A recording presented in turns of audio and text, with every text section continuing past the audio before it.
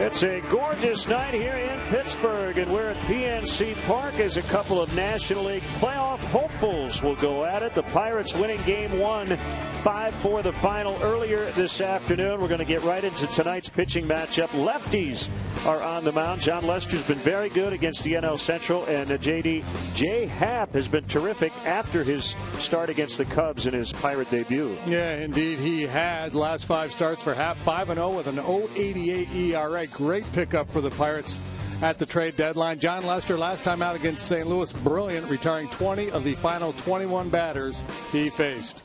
Well, they're going to ask their opening night starter, John Lester, to play stopper here in Game 2 of this doubleheader. The Cubs have dropped 3 in a row. Cubs and Pirates are next.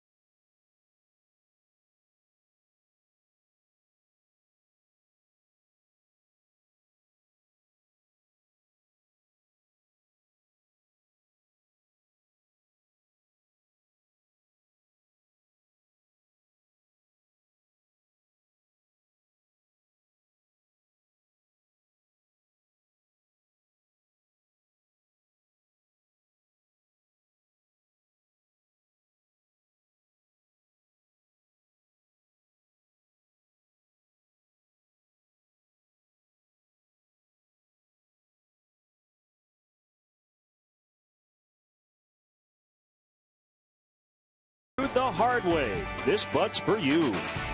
Honda. Start something special with a great deal on a Honda now at your Honda dealer.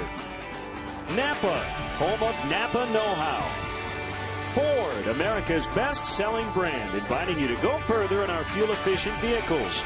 Check out our entire lineup at your Ford store or at localfordstores.com. Subway. Make a smart play for savory subs this season. Score more flavor at Subway restaurants. Subway, eat fresh. And by Southwest Airlines. Book your low fare now at southwest.com. That statue, life size. Willie Stargell was pretty big. Cubs baseball in high definition on WGN TV is brought to you by Xfinity, your home for the most live sports. Set the umpires for Game 2. Pat Holberg did not work Game 1. He'll be the home plate umpire tonight. Jim Joyce, the crew chief, is at first. Greg Gibson at second. Toby Basner at third. Quick without looking, who worked the plate in Game 1?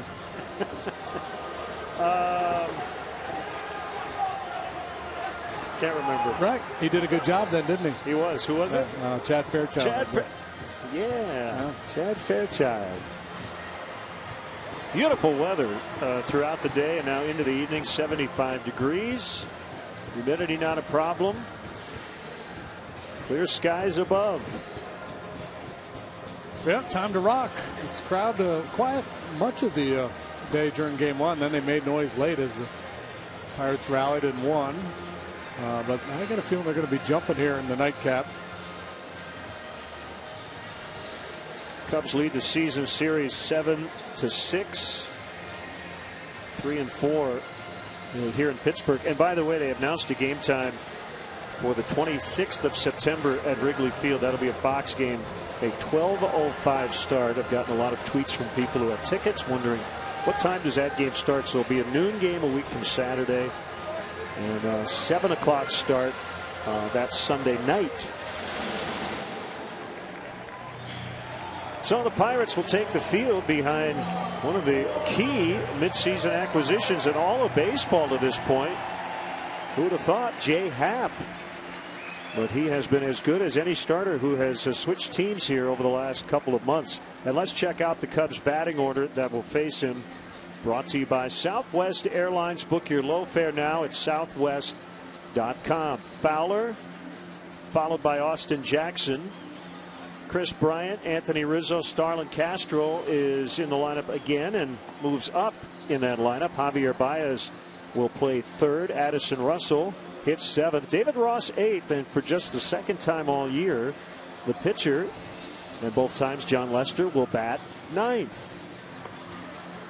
And the Pirates defensively, Andrew Mccutchen out there in center, flanked by Marte, and left Sean Rodriguez gets a start in right field here in game two. Different look on the infield. Aramis Ramirez, Pedro Florimon out there. They did not play in game one. Neither did Harrison or Morris. So complete line change for Clint Hurdle here in the nightcap. Francisco Cervelli is behind the plate. And Jay Happ is on the mound. Big lefty, 6'5", 205. And with the Pirates, he's been outstanding. That one loss came to the Cubs. So 5-1, 179, 7 starts in a Pittsburgh uniform. In his career against the Cubs, he's 1-3 with a 6.04 ERA.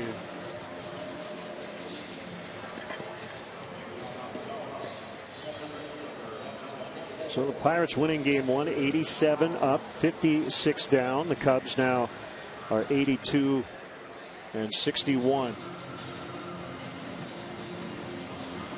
Pirates' magic number for clinching a playoff spot is down to 8. The Cubs' number remaining at 13. Now with 19 games to go. How about this? Since August 1st, the Cubs are 27 and 14. Yep. The Pirates are 27 and 14. 27 and 14. Yep. They've been the best team in baseball since mid-May.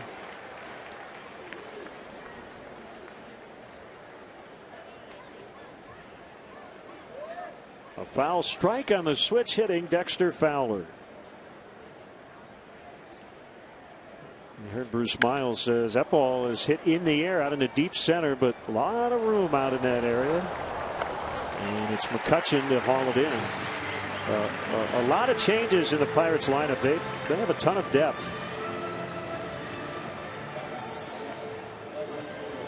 And that's always the challenge for the manager, even though you're late in the year and you're making that push for positioning either to try to win the division or in the Cubs case more likely to claim that first wild card spot. You still have to pick your spots to give guys a little bit of a break. Mccutchen is the only Pirate to start both games of this doubleheader. As Jackson takes a strike.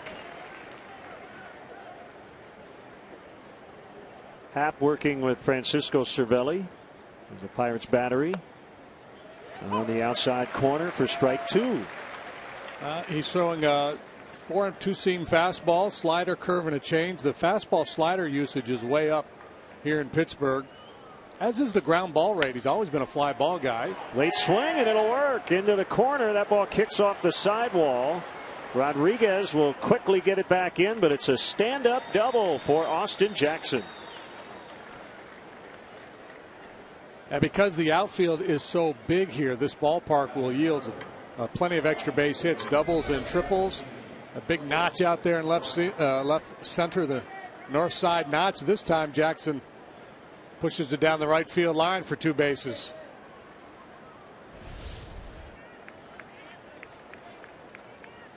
That'll bring up Chris Bryant, 0 for 4 in the opener. Struck out his first 3 times, and then a deep warning track fly out against Tony Watson in the 8th inning.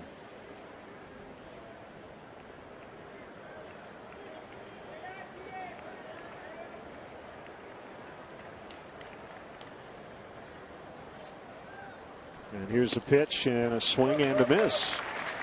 Jay Happ from Peru, Illinois, 100 miles southwest of Chicago, located on the Illinois River.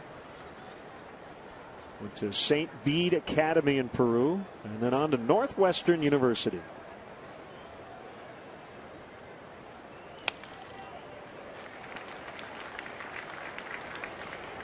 Oh, 0-2 on Bryant.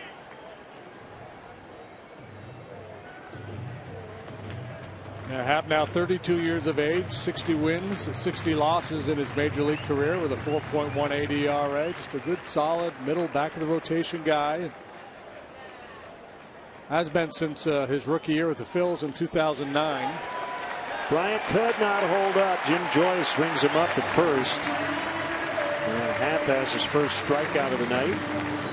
And it'll bring up Anthony Rizzo.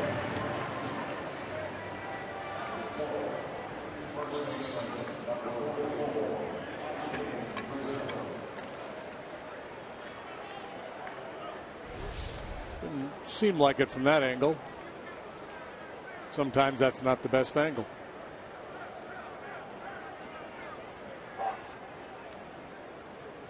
That's why they asked the first base umpire, not the second base umpire. Right. Rizzo with a base hit. Fowler around third. Here comes a throw by Rodriguez. Not in time, and the Cubs get a first inning run, as they did in game one. This one is earned, however. It's 1-0. It's been a tough go on this road trip for Anthony. He's been popping the ball up a lot. This time he gets on top of it. The ball's down a little bit, rifles it into right for an RBI single. Good start to game number 2 for the big fella. And he had been 1 for his previous 22 before that RBI hit. Well, when that happens, normally you know somebody's going to have to pay pretty soon, and maybe he'll do a lot of damage here in this ball game. Starlin Castro batting 5th. He hit 7th in game 1, went 1 for 4 with a run.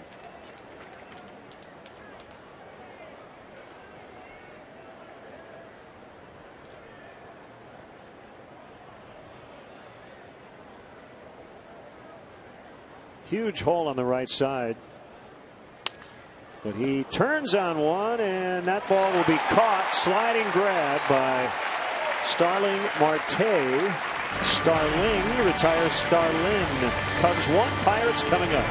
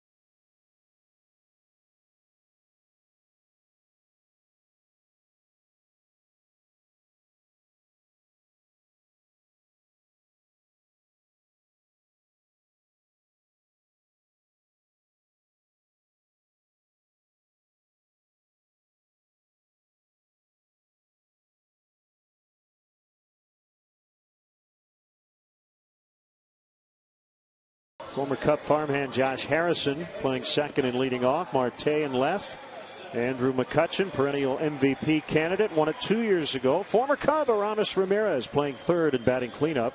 It's Cervelli who's been terrific in his first year with the Bucks. Michael Morse gets the start at first. Rodriguez in right. Pedro Florimon, switch hitting infielder, plays short, and the pitcher Happ bats ninth.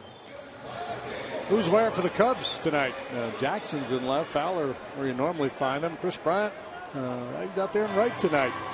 Young guys on the left side of the infield, though. The decrepit old-timers are on the right side of the infield, those mid-20s infielders, Castro and Rizzo. David Ross is behind the plate, and John Lester's on the mound, some 60 feet 6 inches away, trying to even his record at 10-10. He's got a 3.50 ERA, and off we go. Strike on Harrison. By the way, I said Fowler scored. It was Jackson, knocked in by Rizzo in the top of this first inning. DL time for Harrison with torn left thumb ligaments.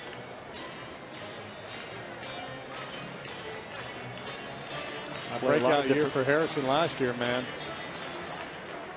He can play a lot of different spots. And the game-ending RBI single in the 11th to beat Milwaukee on Sunday, and he drives this one to deep right. And it'll be Bryant to make the grab right in front of the Clemente wall. Deep fly out off the bat of Josh Harrison. One away. The most hitter-friendly part of this ballpark is right down the right field line. 320 down the line. There is that high wall there. But this is a pitcher-friendly ballpark. Harrison gave that one a pretty good ride, but Bryant able to settle under it for out number one. Marte picked up his National League leading 16th game-winning RBI, coming off the bench and lining a sac fly to left in the 8th. Back in the lineup tonight, he had been bothered by a sore left shoulder and a stomach ailment. On the inside corner, 1 ball, 1 strike. It was John Lester's night on August 3rd before we got rained out, and that's why we had to play 2 today. So this is his first official outing here as a Cub.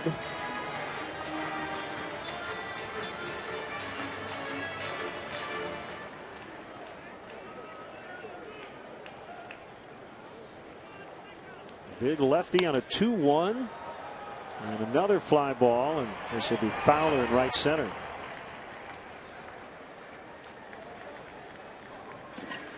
Now, with all the conversation, we've had many talks about the running game against John Lester. The best way to combat it is to just limit the base runners, and he did a very good job of that in his last start. Yeah, he only allowed 2 hits in 7 innings, a 1-run ball. He had a walk, 7 strikeouts. Both hits came in the first inning. Retired 20 of the final 21 he faced. And Mccutchen with a base hit. His 3rd of the doubleheader. John left that ball game against St. Louis with a 3-1 lead and got a no decision as the Cardinals came from behind to win.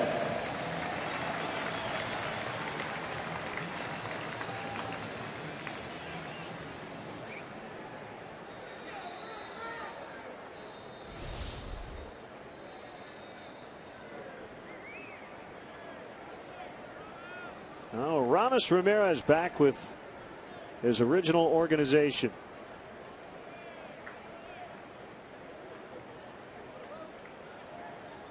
He has played a little first base lately.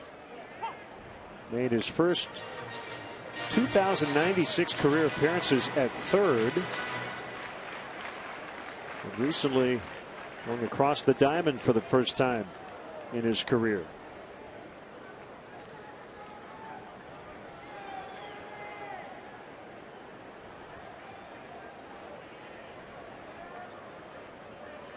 He came over from Milwaukee on July 23rd.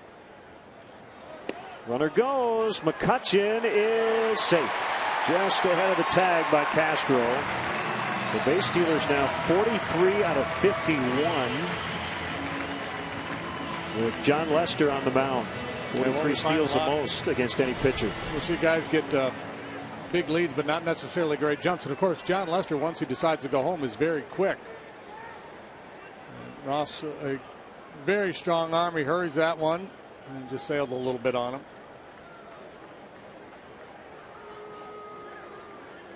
Yeah, you see the look of dismay on his face. He knows the value of an early throw out in a John Lester start. And throw out a base runner. Have them back off the gas pedal a little bit if he gets one early.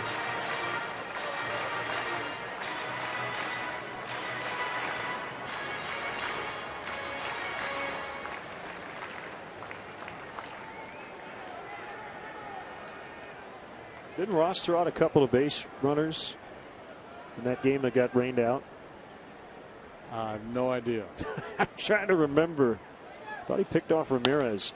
There's a ground ball to Castro. Gets his former teammate, and that'll end the first inning. Cubs 1, Pirates nothing.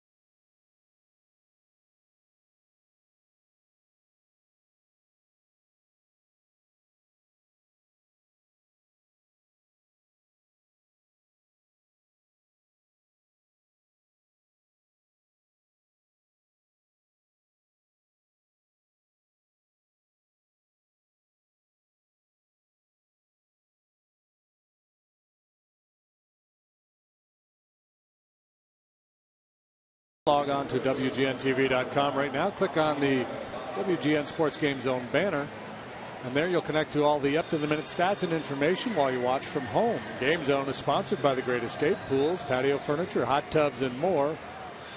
Everything you needed to have more fun at home this summer and this early fall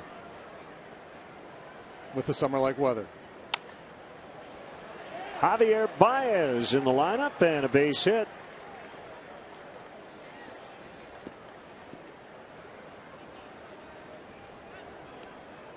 Leadoff single here in the second. Yep, good solid swing of the bat here. Leadoff knock.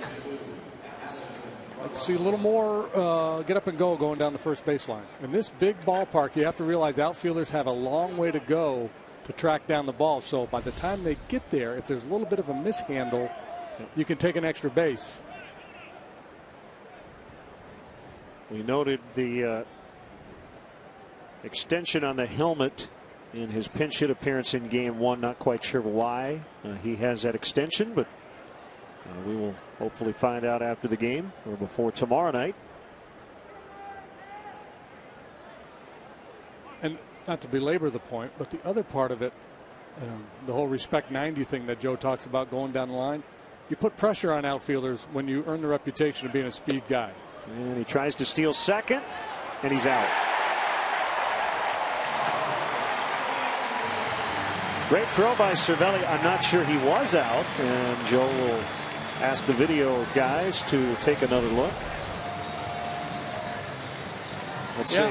If he is out, then it's been a break-even proposition to run on Jay Happ this year. I mentioned in our pregame conversation that for a left-hander over the years, he's been fairly easy to run on, and that is the case. But this year, he has not been.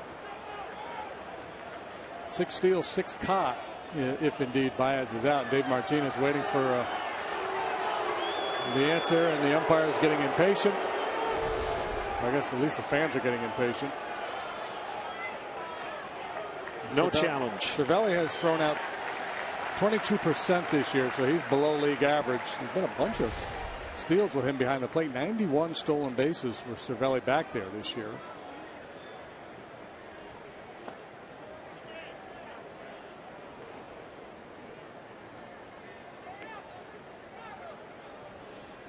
One and one on Addison Russell. We referenced it in game one. Has hit mostly ninth. 113 starts in the 9 spot. This is the 10th time he's hit above ninth. He's hit 5th, 6th, and 7th.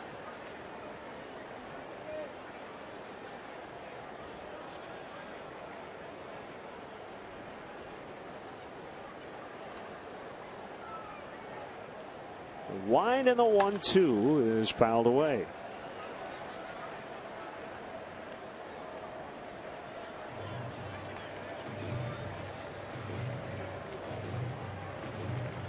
Yeah, so I guess if you were to make an all-star team of trade deadline acquisitions, Jay Happ would have to be on it. Ground ball toward the hole. Backhanded by Florimon. Good stretch by Morse. And they got him.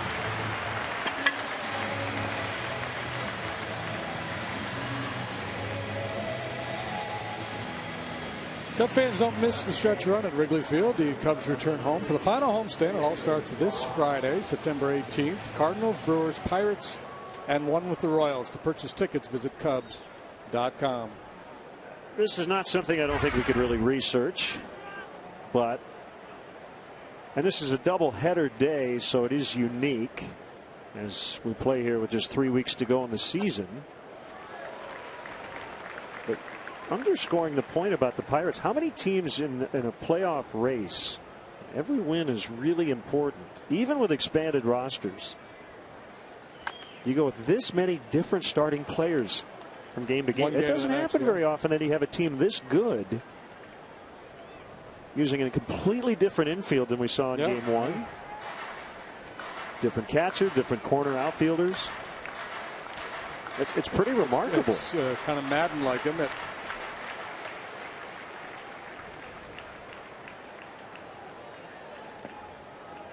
One and two. And I'm sure this is something that Clint put together, overnight, the day before, a few days back. May have made some adjustments had the Pirates lost game one. We'll never know. Well, and we said in game one, it does make it a little easier that you had right-handed starters in game one, lefties in game two, so you could play that platoon. Right. That's why, otherwise I think Polanco's in there. Sure. Alvarez likely in there.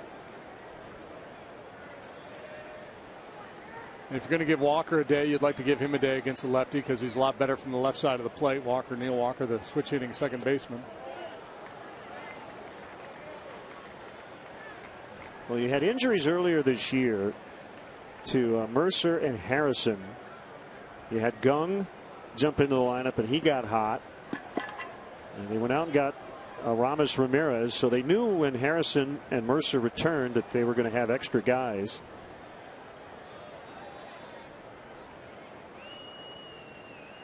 And that's always a good problem for a manager. Hit hard on a bounce of Aramis Ramirez. Cub fans saw him do that a lot for their team. He just took away a hit from Ross. 1-0 Cubs early.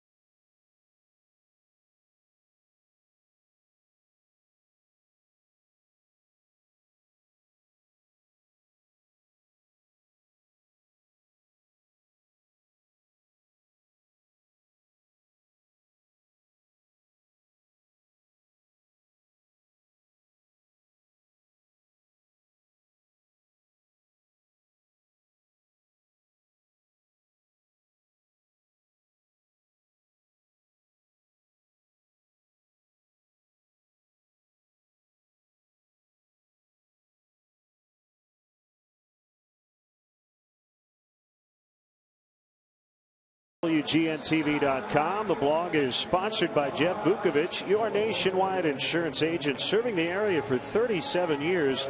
To join the nation, contact Jeff at jeffvuk.com. Nationwide is on your side. 1-0 Cubs, bottom of the second inning. Been a lot of angst about the Cubs bullpen. One thing to consider, some really short starts here as of late. The Cubs had that bullpen night on Saturday. Cervelli bounces to third. Baez will get him. You had an abbreviated outing by Dan Herron on Sunday, and then again by Jason Hamill. That affects everybody, even if you have a lot of extra guys in your bullpen. Yeah, the tough thing is that the guys that have come in early, the so-called weak underbelly, middle relief, long relief type guys have generally pitched very well. There's been some bumps in the road for those high leverage guys.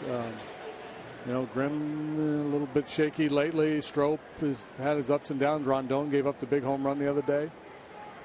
The 3-game losing streak. The starting pitchers combined have gone 9 2/3 innings, allowing 8 runs.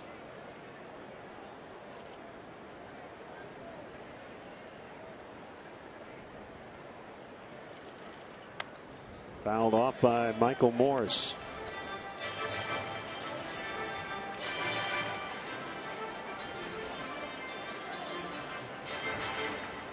Jake Arrieta tomorrow night will go for win number 20.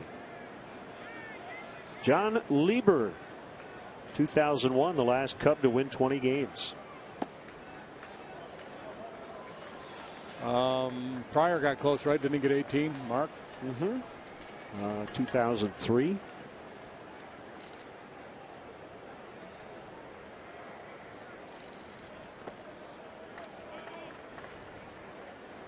Morris went from the Marlins to the Dodgers on July 30th when the Matt Latos deal was then designated for assignment by the Dodgers, and a day later was sent to the Pirates.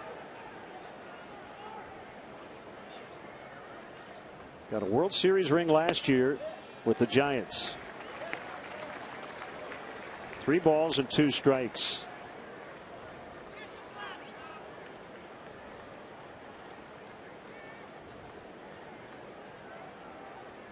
He's been good here in limited action with the Pirates. 29th game. He's got a .920 OPS.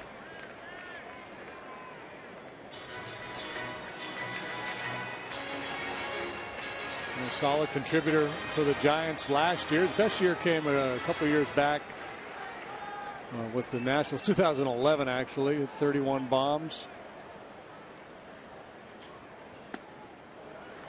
Close one. Lester didn't get it. And his first walk issued.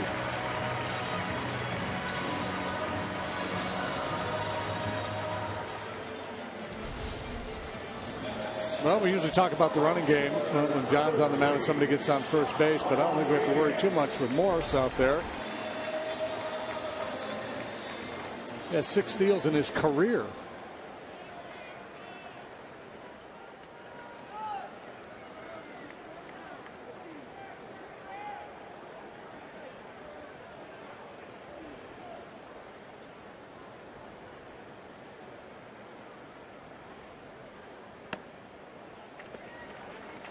Ball 1 to Sean Rodriguez.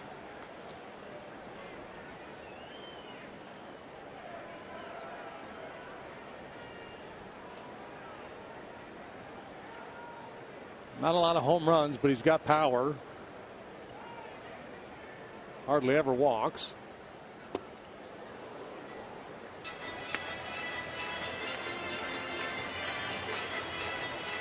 Former Angel and Ray.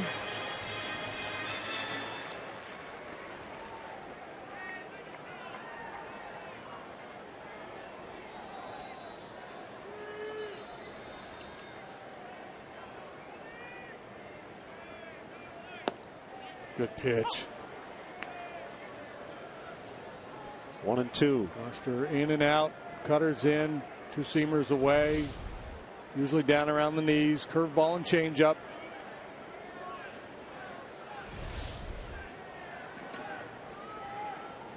Usually 92, 94 with that fastball.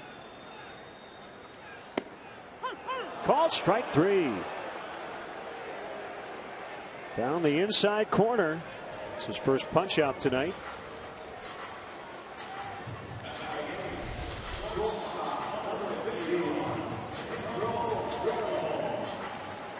Bell tie, little cutting action. Right to the mitt. With David Ross clutching it. Strong hands. Giving the home plate umpire, Pat Holberg, a good long look. Pedro Florimon getting the start at short. He pinch ran for Pedro Alvarez in the first game. Stole second, moved to third on an error. And the bounced throw from Miguel Montero, and then scored the winning run on the sac fly from Marte.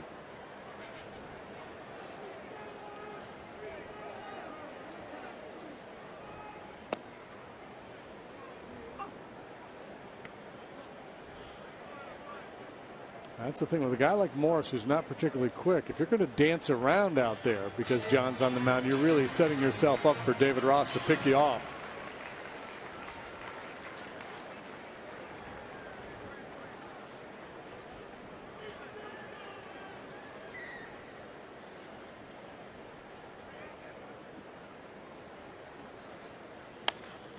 Ground ball, Castro moving to his glove side, and that'll do it. Pirates have stranded one in each of the first 2 innings. 1-0 Cubs.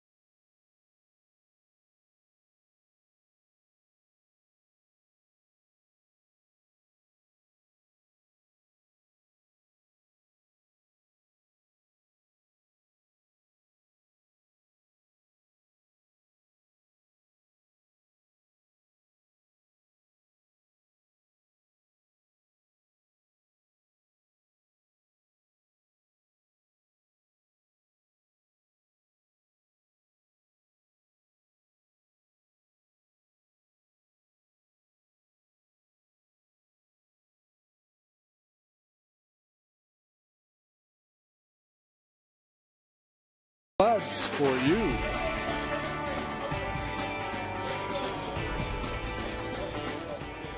Well, Joe has done this twice, and both times with John Lester on the mound. Hitting the pitcher ninth. They did it on August 24th against Cleveland.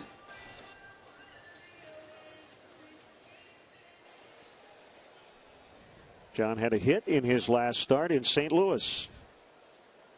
2 for 52, and he takes a strike.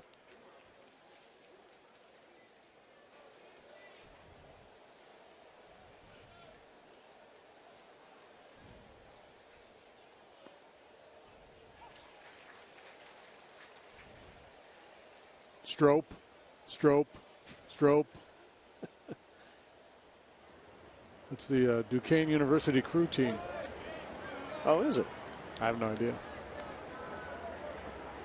People in a boat, and Duquesne's in Pittsburgh. I always love the captain, or who's the person kind of guiding the coxswain. Way? What do they call it? Coxswain. The coxswain. When everybody's rowing, it looks like they're going back and forth because they're not moving, but the rest of the rowers are. Lester strikes out. It's an optical illusion.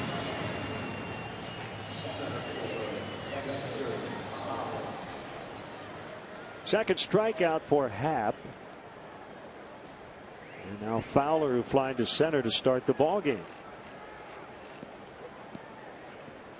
That's what it looks like from the Cubs dugout. Over Jason Mott's shoulder. Swing and a miss. First pitch change from Happ.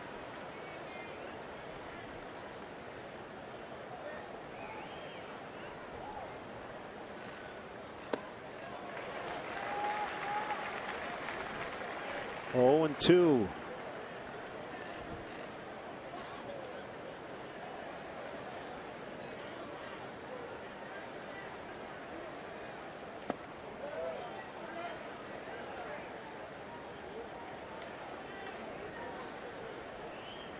Pirates got Happ from Seattle because they weren't sure they were going to get A.J. Burnett back.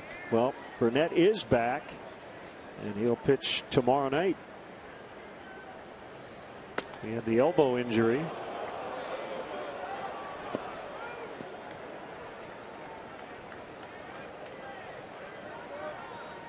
Cervelli thought he had strike 3 there. Similar to the one last inning when Lester was out there. Borderline, looked like certainly over the plate, just whether it was high enough. That time it was. 3 did the same pitch.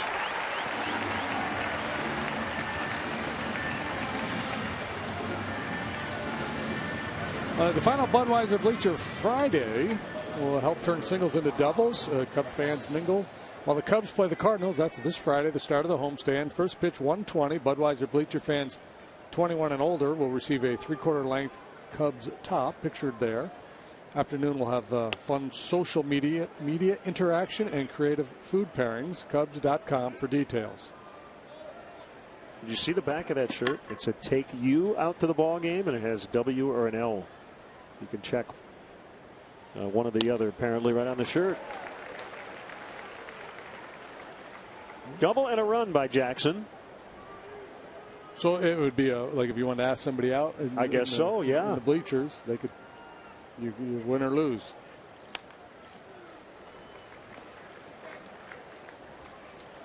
So these guys would be not only former teammates, but teammates earlier this season. Jackson and Happ in Seattle.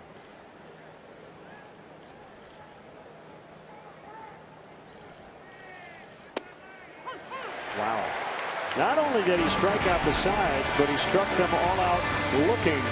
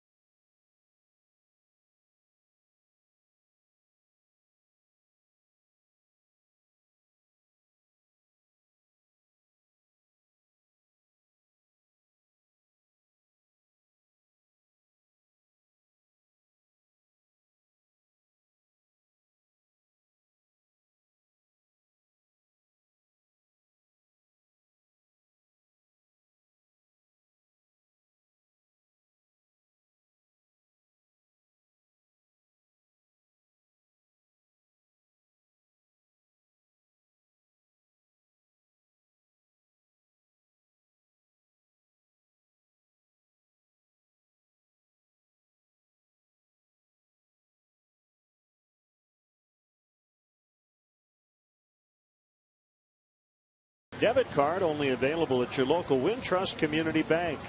Go to wintrust.com/Cubs to learn more. Member FDIC. Beautiful shot from center field.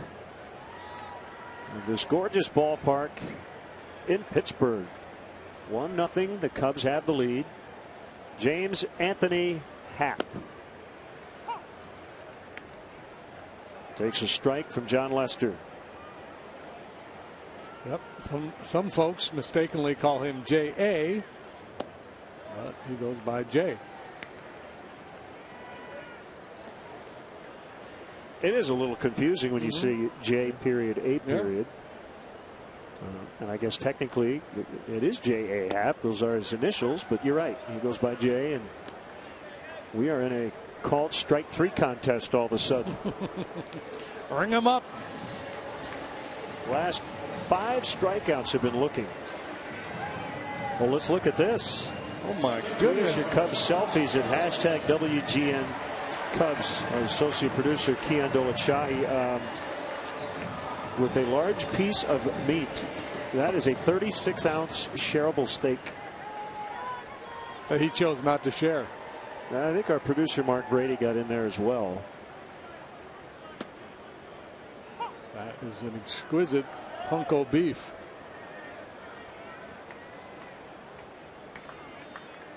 They went to meat and potatoes last night. Local vegetarian place. Yeah, I mean they're not going to misleading anybody. I saw one in Philadelphia the other day called the Fat Ham. Oh, man, that is right in my wheelhouse. Harrison flied to the warning track in right in the first inning. Swing and a miss. Strike 3. Game on. Finally, somebody swung at a pitch. They're trying to match Happ here, looking to strike out the side in the third. Happ and Harrison quickly dispatched. Good cutter biting down and in. He is already working up the lather. See that jersey completely soaked already. Marte cuts and misses. Good changeup. These guys are pitching here tonight. He's executing fastball command, breaking stuff, the off-speed pitch. Both guys have all their weapons.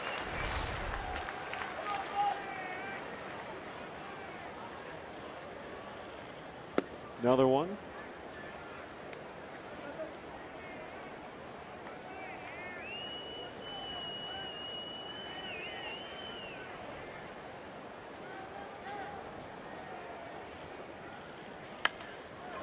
And rifled into right. Second hit for the Pirates. Mccutchen had the first, and here he comes with a 2-out base runner, and Marte will likely try to move up. He's got 26 stolen bases already. Well, I'm sure their thinking was that after back-to-back changeups, they'd be able to get in on his hands with a fastball, either get a swing and a miss or maybe a pop-up, but he was able to get on top of it and hit it hard enough to line it into right center. Hard to find a more athletic outfield than the one the Pirates put out there most nights, with Marte covering a lot of ground in left, Mccutchen in center, and second-year man Polanco in right. It's Rodriguez here in game 2 against the lefty.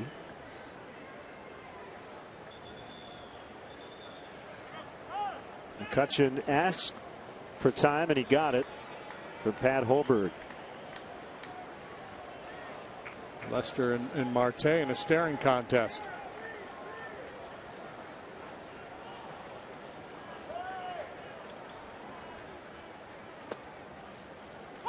Marte wasn't quite sure, was he? No hesitation as Lester went to the plate. John really sells it well. Yeah, well, I think he locks eyes with him, and they're trying to read him, and then off he goes.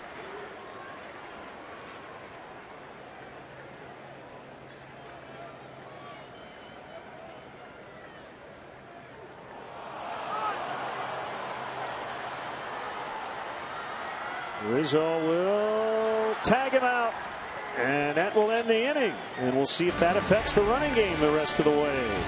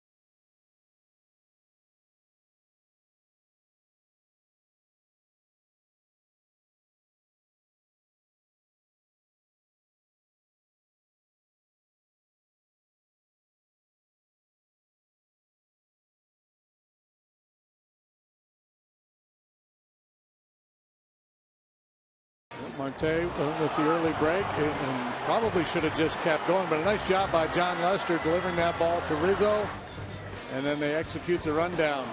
Cut him off, make him stop. Initial throw is good.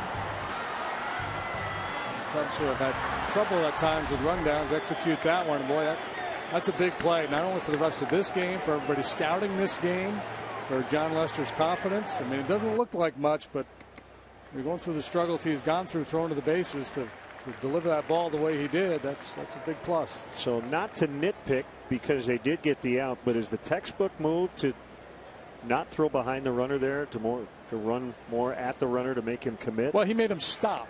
That's the primary thing. He ran on an angle to force him to stop. Now, if I were Clint Hurdle, I would tell Marte, don't stop. Just keep running to second base. Right. Force John to make that throw on the move to second base. I think if you're Joe, you say to John, anytime you feel comfortable getting rid of the ball, let it go.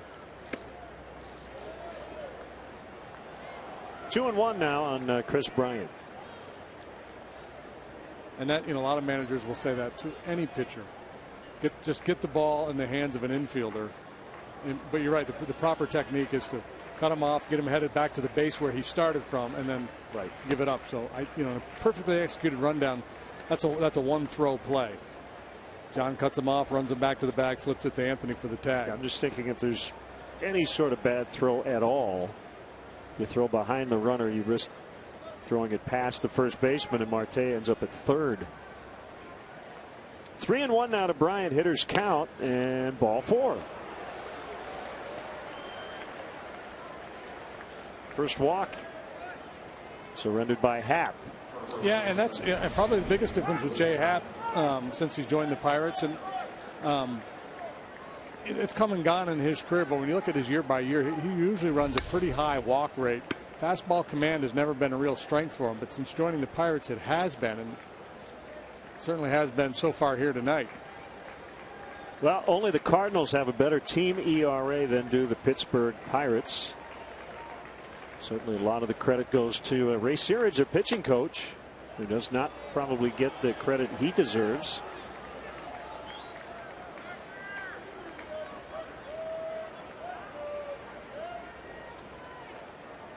One 1-0 on Anthony Rizzo.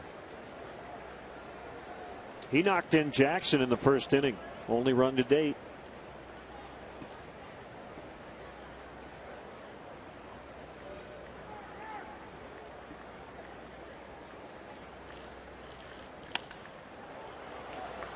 Popped up into shallow center. Florimon, the shortstop, makes the grab. One out, and it'll bring up Castro, who lined to left. Sliding catch by Marte in the first.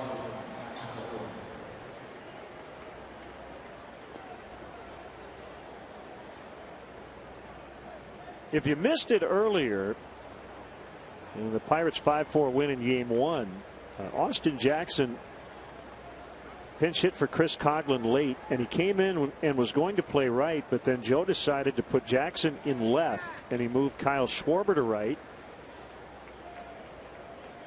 Starling Marte is a terrific outfielder, but it's key that he plays left in this park because the dimensions out in left center are so deep.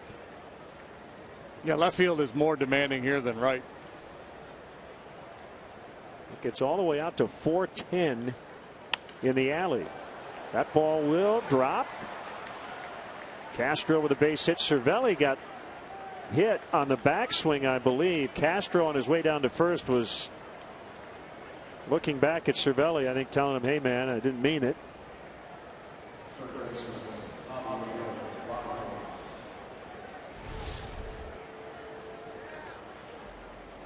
Castro actually hit the ball harder last time, and it carried out there where Marte was able to make a play on it. This time Marte has to pull up and drops in front for a knock.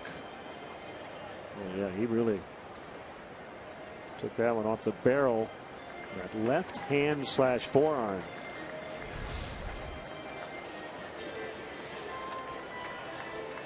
I believe this was the theme the last time we played the Pirates. Cervelli getting dinged by swings and foul balls, and yeah, it's been a problem this year.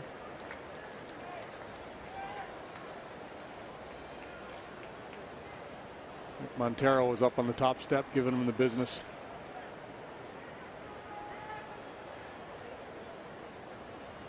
So 2 on, 1 out, and it's Baez. Strike 1. That fastball leaked on half there, trying to go in and drifted out over the heart of the plate.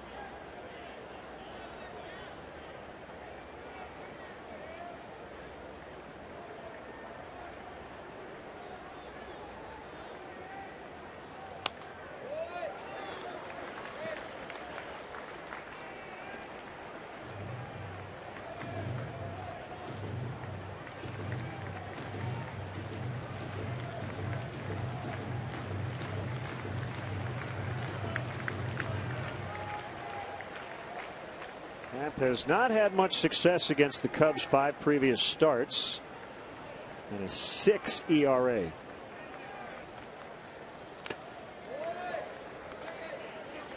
Goes back to his time with the Astros and the Phillies before that. As I mentioned, a 12-game winner in his rookie year, 09 with the Phillies. Finished second in the Rookie of the Year voting that year. Tough inning for Cervelli.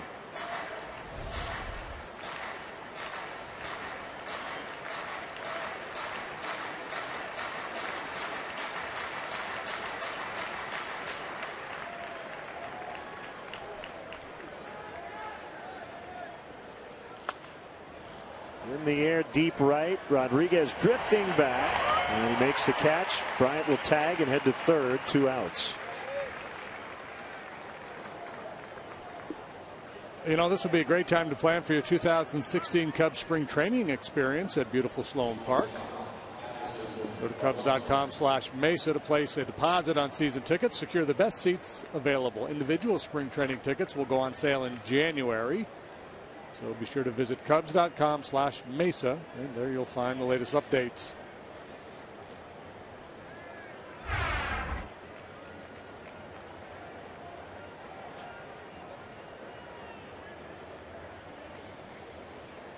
See if Russell can at least get Bryant home.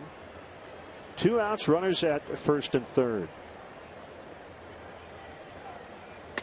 I thought I read something recently about Cervelli taking tons of foul balls off various body parts, and the Pirates said they've done, you know, some research. They feel like he's not too close or too far behind the plate, that it just might be one of those fluky things. He's been a target this year.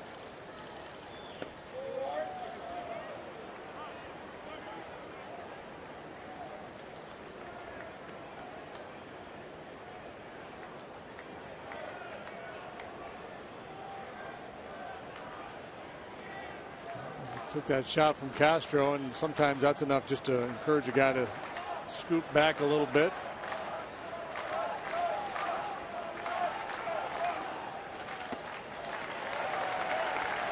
Two and one. Fastball count, didn't get one.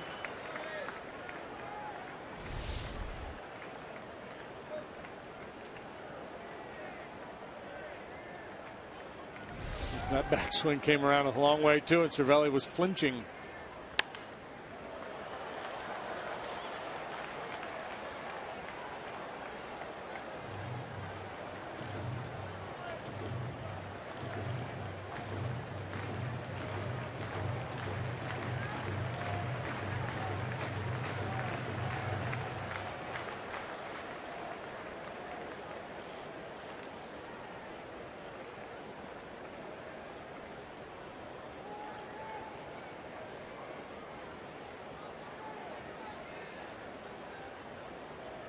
Cardinals and Brewers just about to get underway. Carlos Martinez, Ariel Pena. Matchup in that one.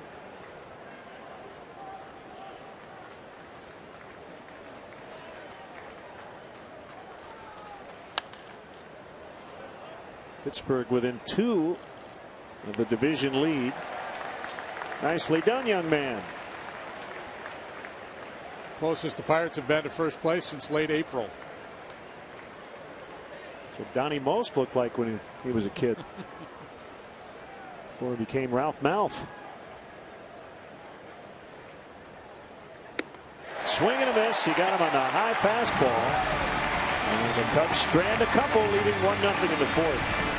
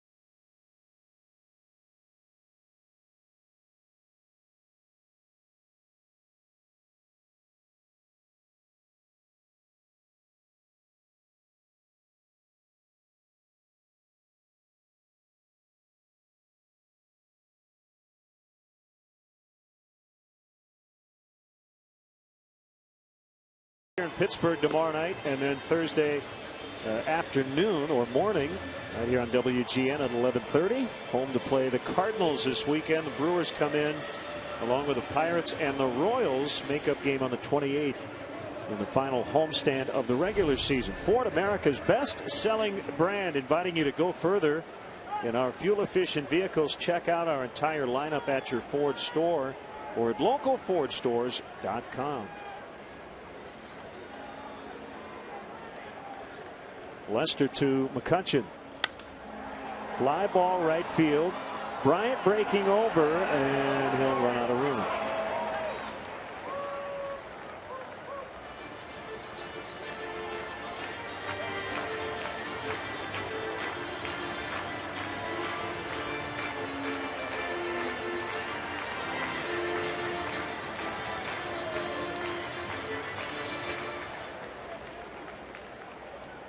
Five-tool player, Andrew Mccutchen.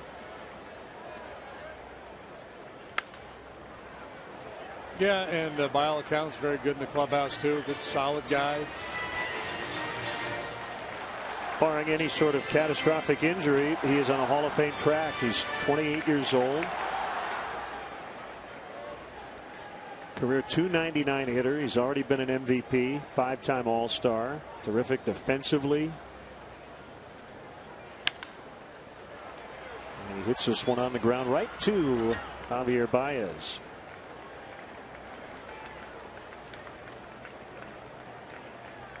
And Mccutchen has been extremely durable.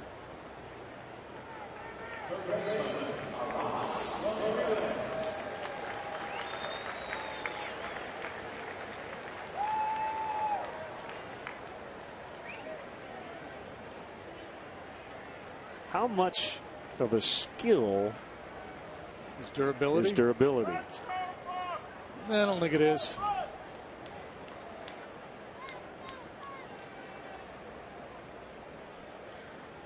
Ramirez takes ball one.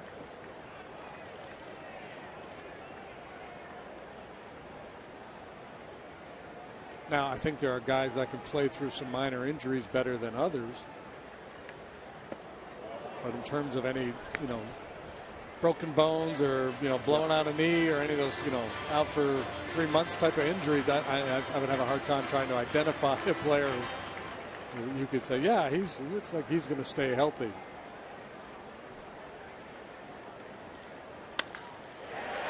Ripped into left. And Ramirez is on. Let's step aside and see what's coming up on WGN.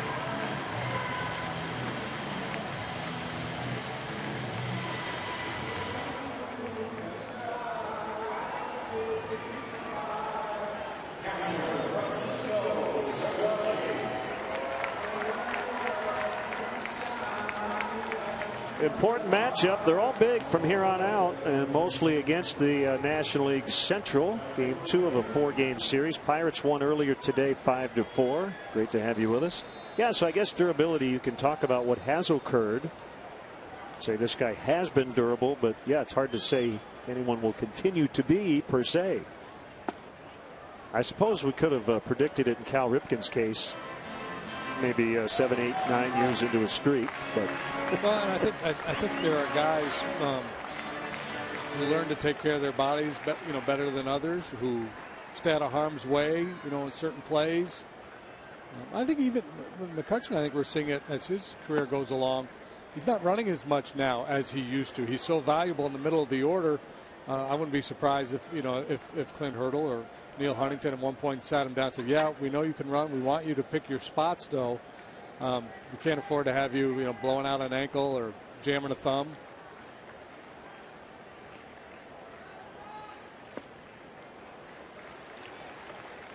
Two and one to count. Curveball didn't get back to the plate. Ross will head out. Yeah, because we talk so much about protecting pitchers' arms with pitch counts and the like. We don't often talk about the things that help keep position players healthy. And as you say, a lot of it's just bad luck. Hit by a pitch. I suppose you can, you stretch and you try to avoid the pulled hamstring. Yeah, and you but give guys days off when too. they get tired, because when guys are tired, they're more prone to, those types of injuries. A chopper to third. It is a fair ball, and Cervelli's out. The tying run, Ramirez, now at second with 2 gone for Morse.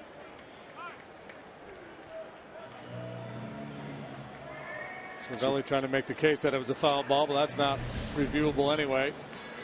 So it'd probably be a good idea to run back to the dugout, get your gear on.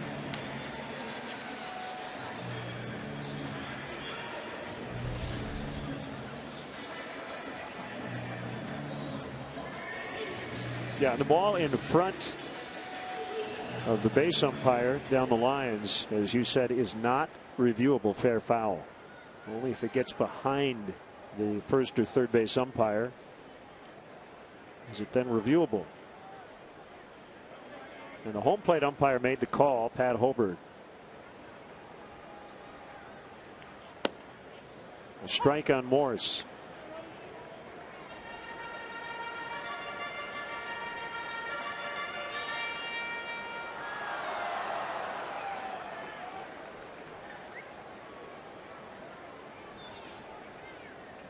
Cubs struck in the opening inning on an Anthony Rizzo 2-out RBI single to score Austin Jackson. Otherwise, the 2 starters have been pretty good.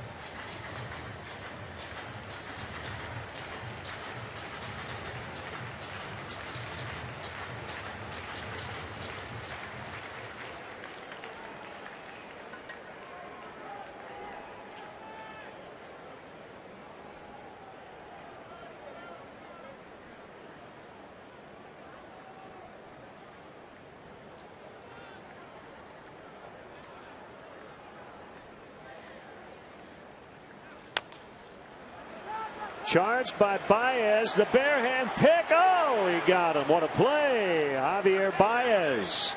Shortstop by trade. Moving around, playing some second, some third. And that helps Lester get out of the inning. Still 1-0.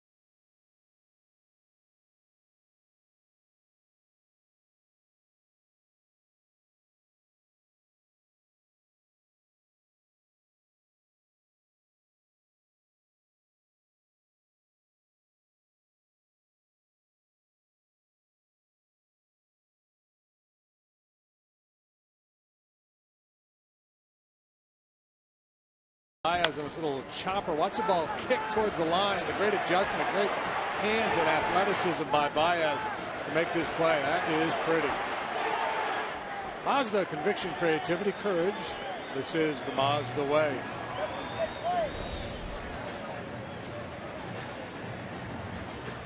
Ross, Lester, and Fowler here in the Cubs' fifth.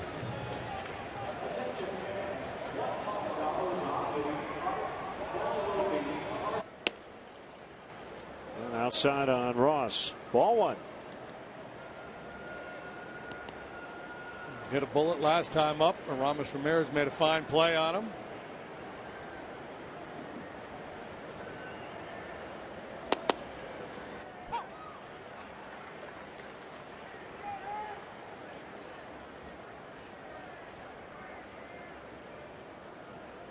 Nationals leading at Philadelphia behind Steven Strasburg. 2-0 bottom of the fifth. Phillies don't have a hit through 4. Against Strasburg. Nationals won in extras last night after Jonathan Papelbon blew his first save of the season. Gave up a Freddie Galvis home run. In the air to right and out of play, foul. Mets are trailing in the fourth at home against Miami 3-1. Mets have won 8 in a row. They've got a 9.5 game lead in the East. It's the largest lead in baseball. It's been a remarkable run. Jonas Cespedes obviously has been huge for them. He seems to hit a home run every day. He has 9 already this month, doesn't he? Something crazy like that. Still 2-2 on Ross. Nationals just 3 games above 500. And the Mets went 0-13 against the Cubs and Pirates. So what, 83 and 48 against everybody else?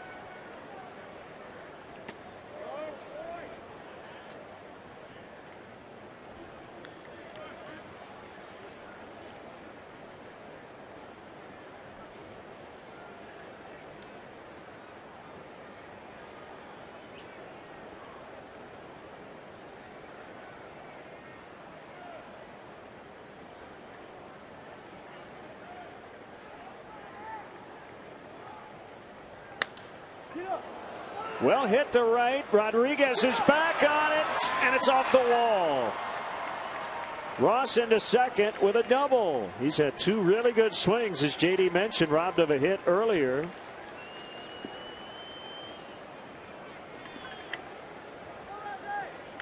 Yeah, he had a bullet down to third base. Now he picks on this elevated fastball from Happen, rides it off the wall in right. That ball is 93 miles an hour off the outside part of the plate.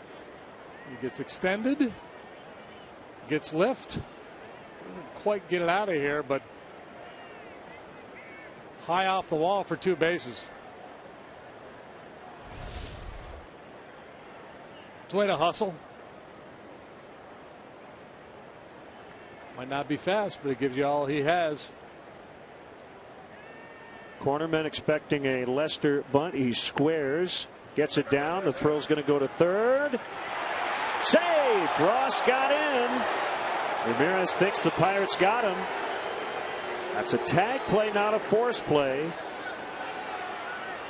And therefore a risky play for Jay Happ. I'm sure he got his marching orders from Cervelli there.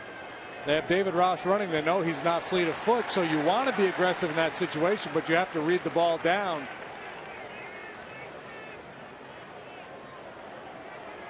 Yeah, he got in. That foot got in there before the tag was applied. They will challenge.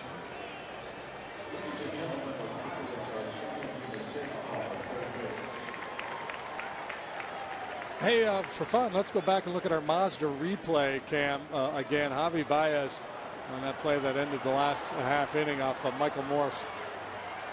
That takes a hard turn on him. Not a problem.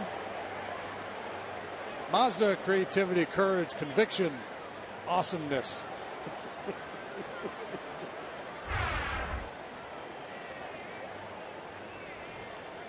Well, a lot of games turn when outs are not made on bunt plays. Yep. Understandable that they'd want to be aggressive here in the middle innings to prevent the Cubs from scoring, but whenever you don't get the out on the bunt, you set up the potential big inning. Now the lineup turns over. And for now, it's a sac bunt for Lester. And a first and third no out situation. Here's the call.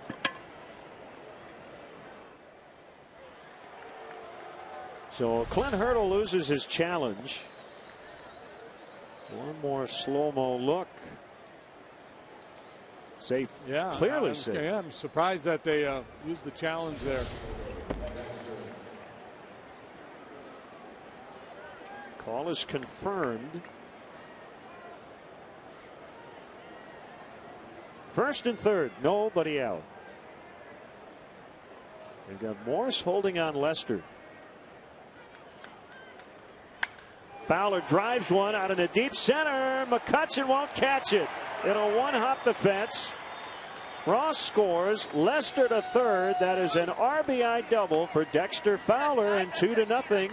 Cubs have the lead here in the fifth. Bottom of the order starting it, and the leadoff man coming up with the big extra base hit. Yeah, that ball absolutely blistered. You see David Ross rallying the troops there in the dugout. He gets it started. He doubles off the wall and right. Now Fowler, boy, he really laid into that one. Look where that fastball was. Right in the center of the grid. Happ yelling at himself as he goes to back up the plate. And they're going to bring their infield in. Still nobody out. Runners at second and third, and it's Austin Jackson. Chance here to really bust it open. And a strike called. We see some stretching, but nobody yet throwing in the Pirates bullpen.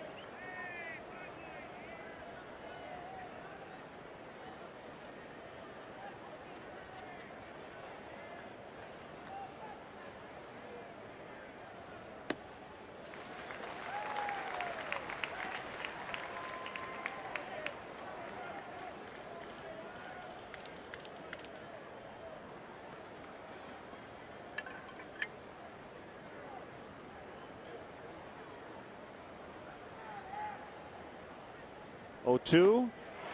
Big strikeout for Happ. Now we'll see what Clint Hurdle wants to do. He's got first base open with Bryant coming up, Rizzo on deck.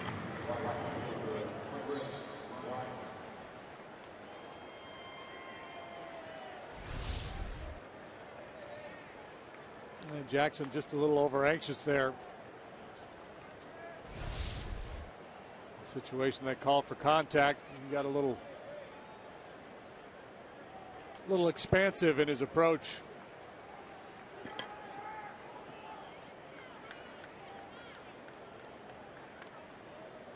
The pitch to Bryant, infield still in. Yeah, I think what Clint Hurdle's thinking here is one, there's a lot of swing and miss with Chris Bryant, so there's a chance he can get a strikeout here and still have second and third and then have two outs, then have the option of pitching around or walking Rizzo.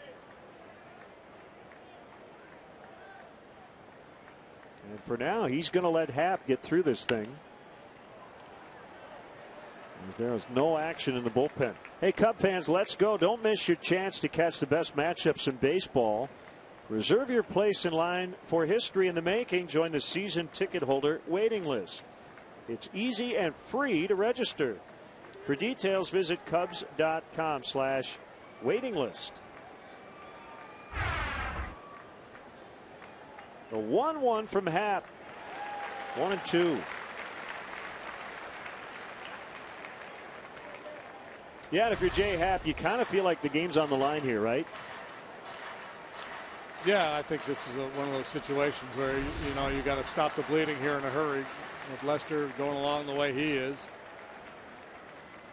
And if you're the Cubs, you feel like you can break it completely open here, but Bryant can't get it done, and it will be up to Rizzo or Castro, again, depending on how the Pirates want to play it. 2 huge strikeouts for Happ. Yeah, good execution there, elevating that fastball with 2 strikes on Chris. They're going to walk him. Yeah, they're going to put him on here, and this is the move that probably doesn't get second guessed more than Plan B, which would be to pitch to Rizzo. People, they identify the star player in the lineup, but if you look at what's been going on lately, Castro's been having the better at bats lately than Anthony. Yeah, and tonight he's had 2 good ones, and you could definitely argue if you're the Cubs that you feel very comfortable having Castro in this situation. So bases loaded.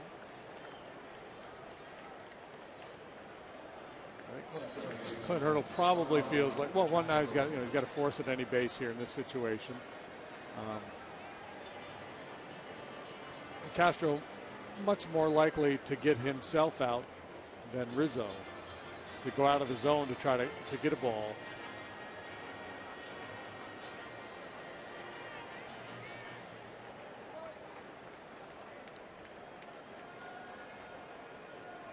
And with Rizzo's approach, there's a chance Happ would throw him 7 or 8 pitches and end up walking him anyway. All the things a manager has to contemplate. Or he could just flip a coin, which I think sometimes they don't do literally, but I think sometimes they just, I don't know, man. I don't ask their bench coach, what do you think? It's a gray area. I'm not sure.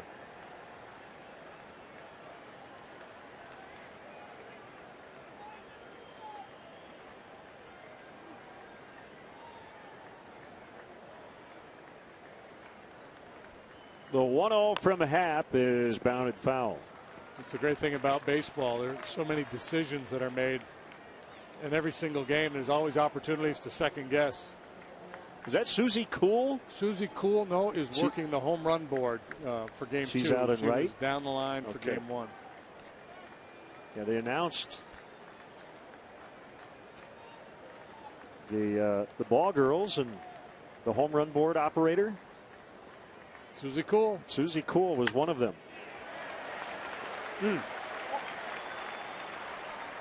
Rodriguez makes a catch, so the bottom of the order gets it going. Fowler doubles home Ross, but that's it. 2-0.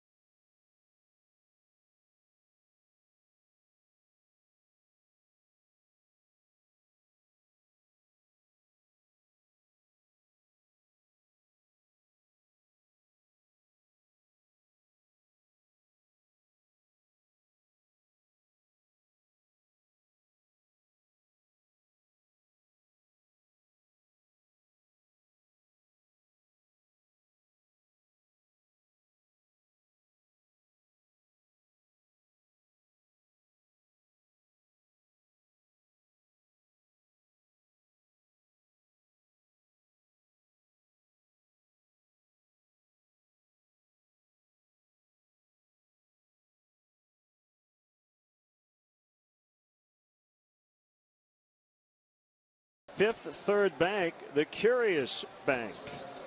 We're on the banks of the Allegheny, the city of Three Rivers. Fowler came through, but the guys behind him could not.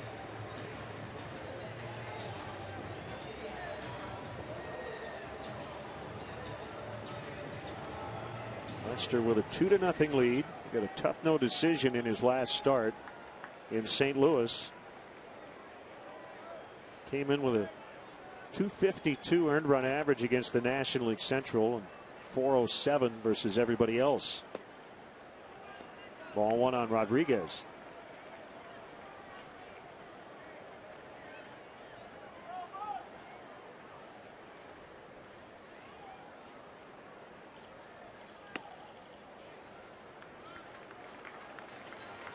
Two and 0.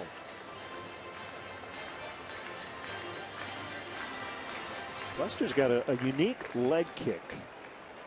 He brings that knee back, but that foot never really gets behind his body. Yeah, and then he kind of throws the heel forward. He kind of kicks out the lower leg.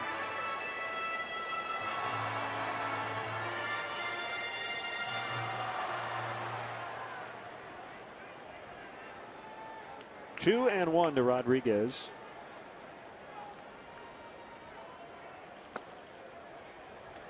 Three and one.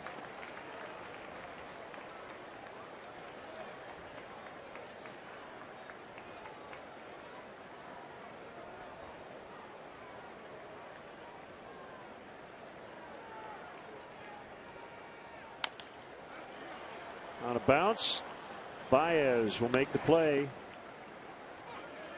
Let's step aside and see what's coming up on WGN.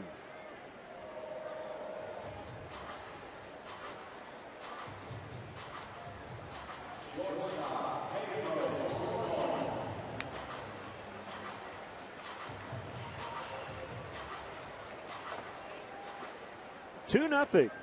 Cubs trying to get a split in this day-nighter. Pirates won 5-4 earlier this afternoon.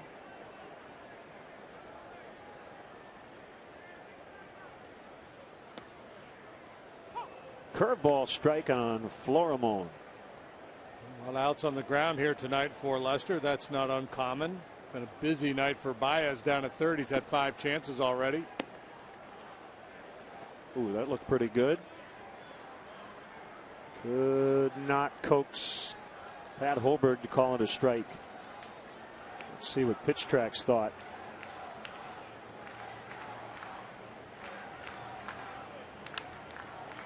Pitch Tracks is undecided. Non-committal.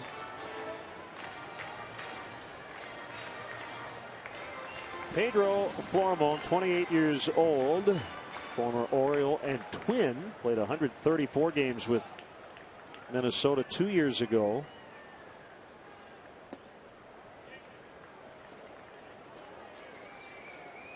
'21st game this season with the Pirates.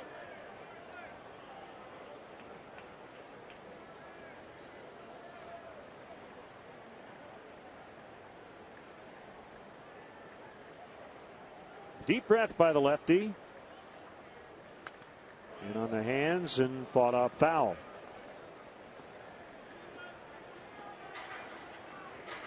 Time to have a chat. How do you want to finish him off?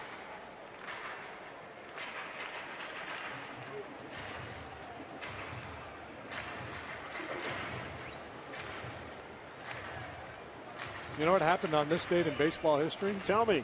Joe Tinker, Johnny Evers, and Frank Chance pulled off their first double play ever. That is significant. What year was it? 1902. Was that at West Side Grounds? I'm not sure where it was. It was in support of Carl Lundgren's 6-3 win over the Reds.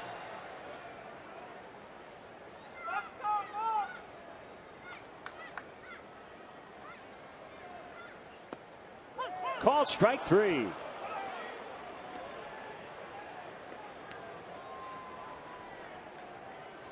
Four punch outs and 3 have been looking for Lester. Center cut, not the knees. Not a lot of plate appearances for Florimon with the Pirates this year, but he struck out a whole bunch. About half of them. Happ lines out to Baez, and that will end the inning. First 1, 2, 3 for Lester. He's got a 2-0 lead through 5.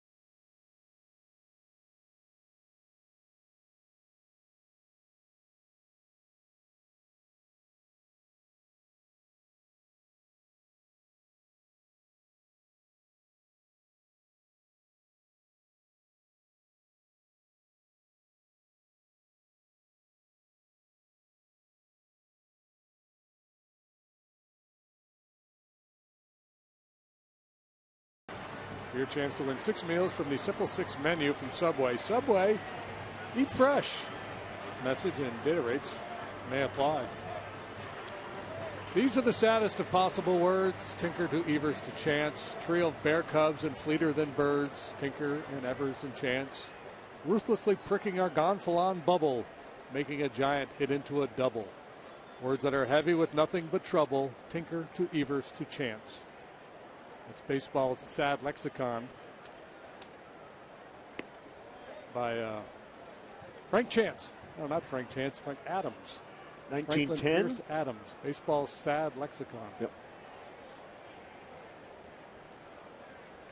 1-0 on Javier Baez. Notice she dropped Evers and Evers. You hear both, but I think it's Evers. Evers, I think. Yeah. I used to always say Evers, and somebody corrected me, said Evers. I'll go with it. Honus. Line shot out into the alley, and that's going to get to the wall for Baez on his way to second. He's got a double.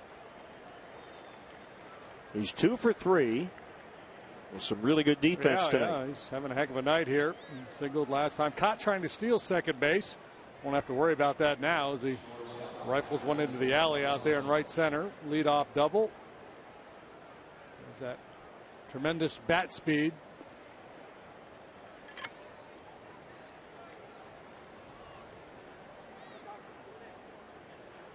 Now they got another on this date, and you're going to like this one.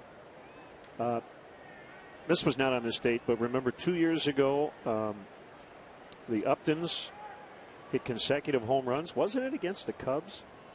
In Atlanta, yeah. Yeah, BJ and Justin. Like a game winner thing. Or close to, right. Late drama. Previous to that, the last time two brothers had homered back-to-back was on this date in 1938. Lloyd and Paul Wainer. Big poison, a little poison. For the Pirates. Good boy.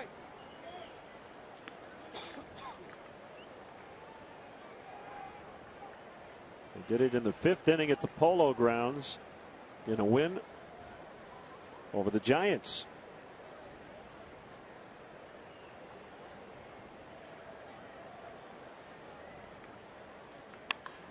Yanked foul by Russell.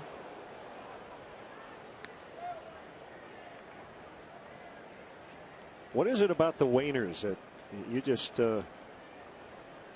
Oh, Hall of Famer, you know. I mean, no disrespect, but I know that you've got a soft spot in your heart for the nicknames. I'm a nickname guy. Yeah. Big Poison, Little Poison.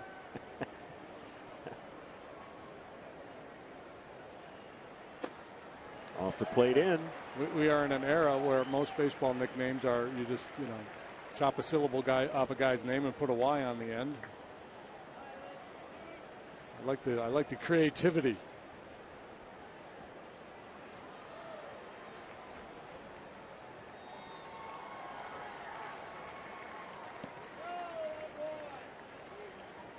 Three and two. Need a more Noodles Hahn and things of that nature.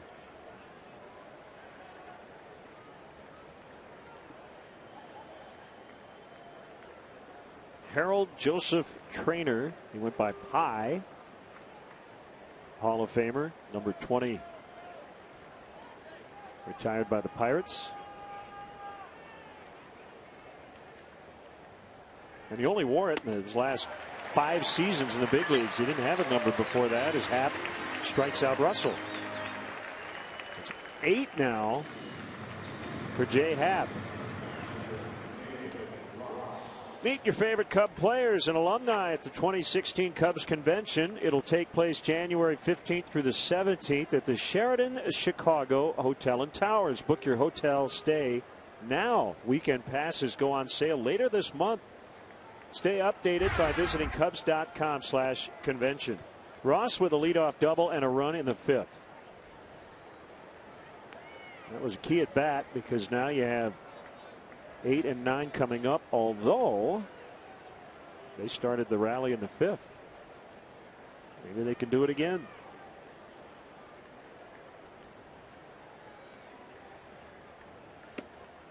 Swing and a miss, 1-1.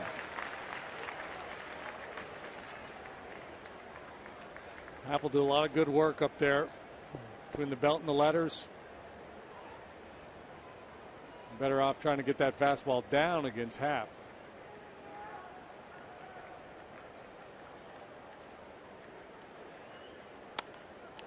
A number of scouts lately, and we've had the same conversation with Joe Madden, lamenting the lack of pitchers who can pitch effectively up in the zone, and also the guys that not enough guys will work inside. You hear that complaint a lot. I was impressed with a couple of those youngsters from the Phillies. I thought they did a real good job moving the ball in and out. Towards center. It'll be flagged down by Florimon, and that will keep Baez from scoring on an infield hit from David Ross. He's 2 for 3.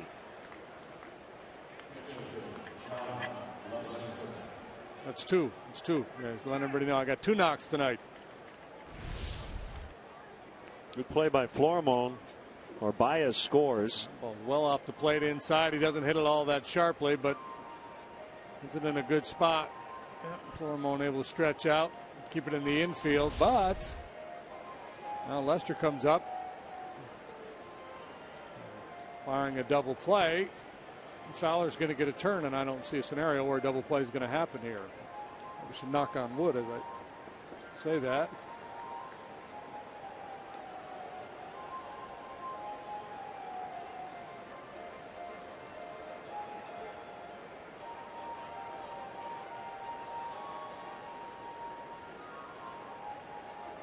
Should be bunting throughout here.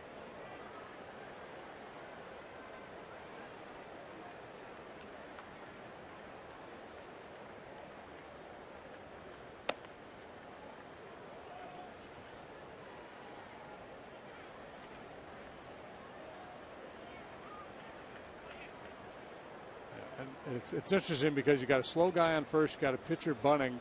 Clint Hurdle would love to try to get a double play on a bad bunt here, but he can't afford to let Ramirez come too far in from third base and allow Baez to get too big of a lead down that line. Because Baez's job here is to read this ball down. If he feels like he can score, and off he goes.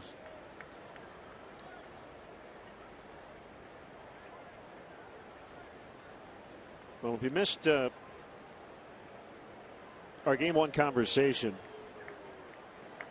One wild card idea JD had was a doubleheader, and I think the tiebreaker was there's a bunt. Here comes Baez, and he's going to be out. So he decided to go on a safety squeeze, and he was a pretty easy out. First and second, now 2 outs.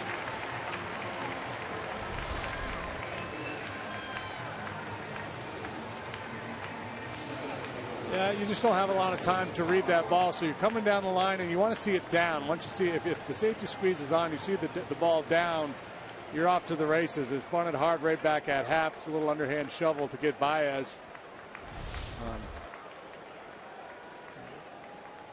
Not that much lost in that, Ross is now in scoring position. What was it? Was this a non-visit? I'm not sure what's going on here.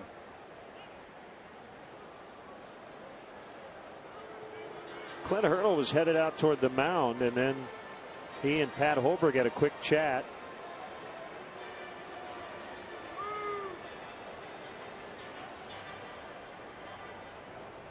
So what's the issue?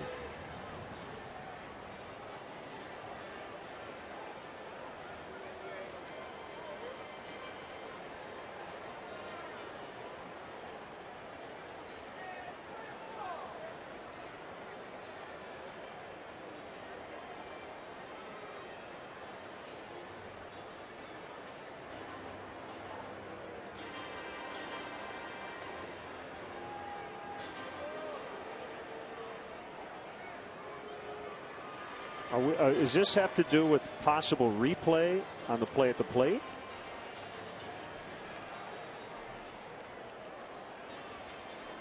I don't know, but Clint's going to go to the bullpen now.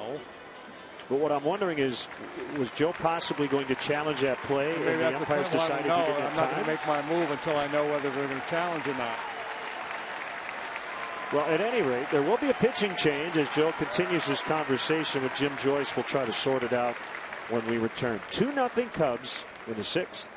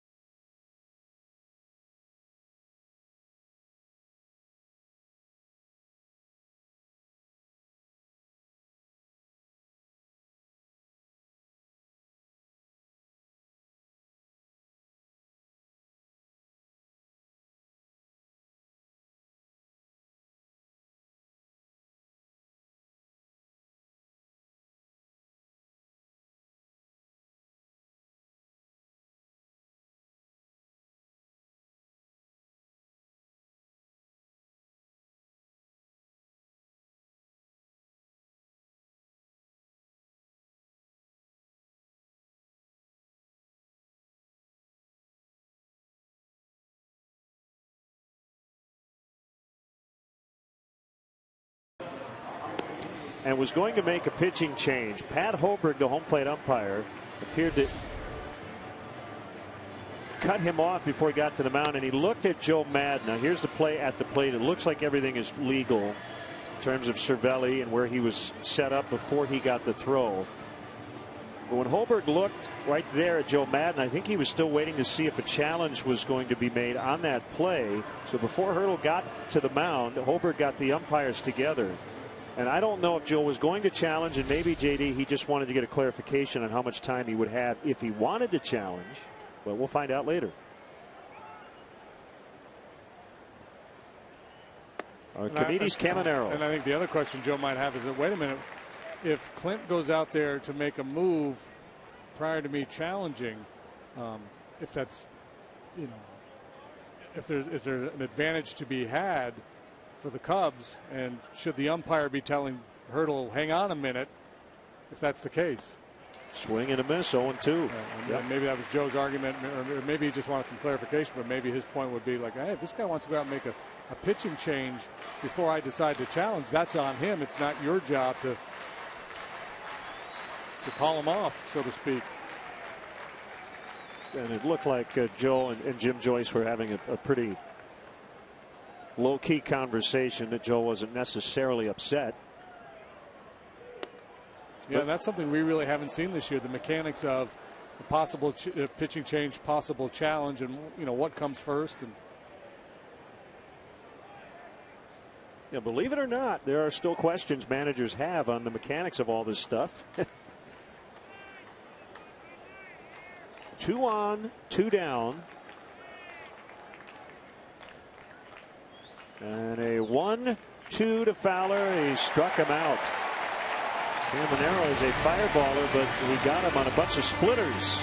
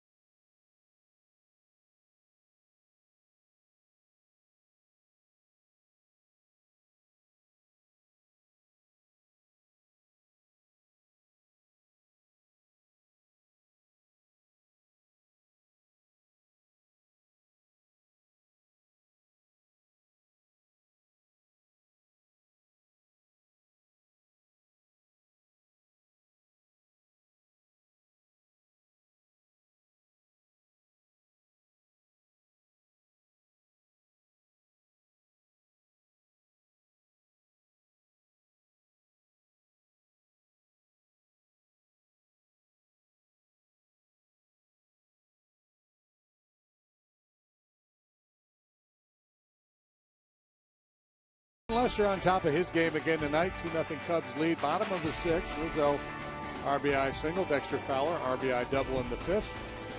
See Lester 5 innings of shutout baseball. He has struck out 4. And Jay Happ, he is done, but solid effort from Happ. 5 2/3 of 2-run baseball. Honda Dream Garage sales event now at your Honda dealer.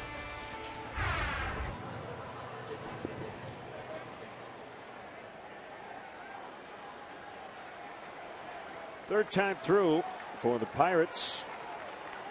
3 hits so far and a walk. That's it. Harrison bounces to Baez in on the grass. Lots of time. 1 out. Baez at a record pace down there tonight. Hey, Cub fans, let's go. Your opportunity to register to win the chance to purchase 2015 Cubs postseason tickets for games played at Wrigley Field. Go to Cubs.com/postseason to register and learn more about this postseason ticket purchase opportunity. Cubs will conduct random drawings from among eligible fans who successfully complete the registration form.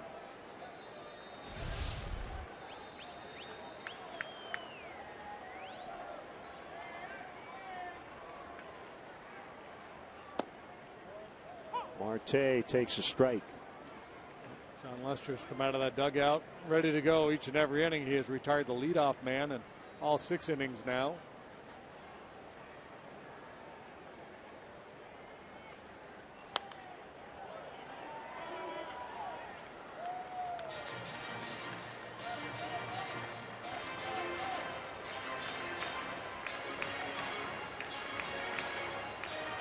Bryce Harper has hit his 38th tonight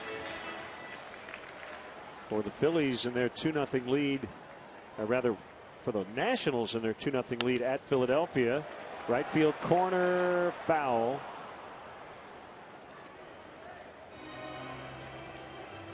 Steven Strasburg through 6 has given up 1 hit, 1 walk, and has fanned 10.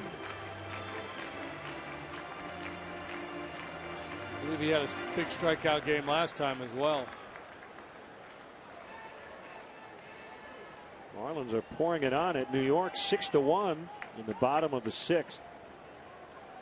Toronto's in Atlanta, 2-2 Jays and Braves as they go to the 7th.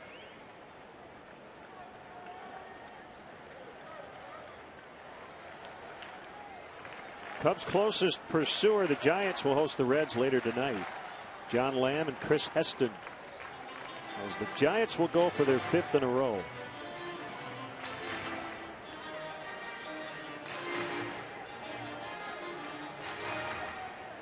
For a while there, San Francisco was actually closer to its division lead than to the Cubs in the wild card, but they're now 6.5 back of the Cubs, 7.5 behind the Dodgers in the West. Swing and a miss. He struck him out.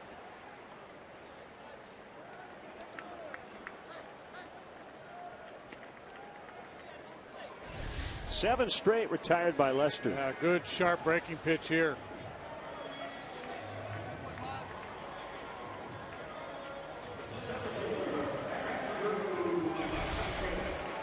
Yeah, we think about sinker ballers commanding the bottom part of the zone and below, but John Lester, cutters and curveballs, that's his bread and butter area.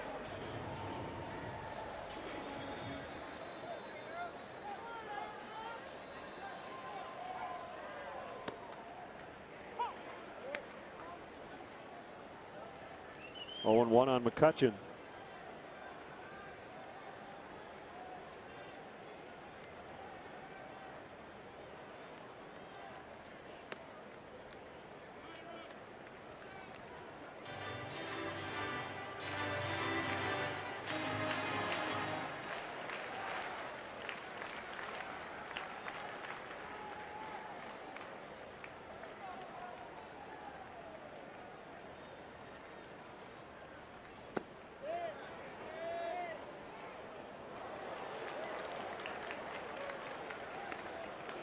Two and 1.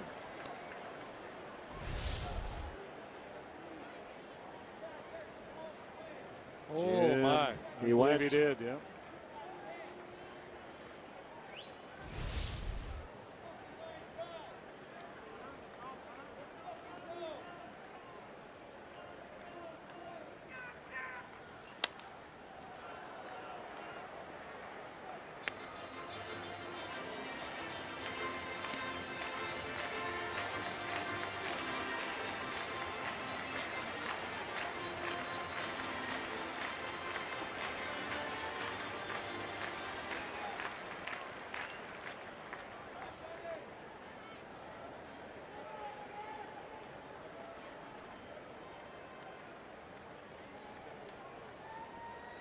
Two to McCutchen. It's full.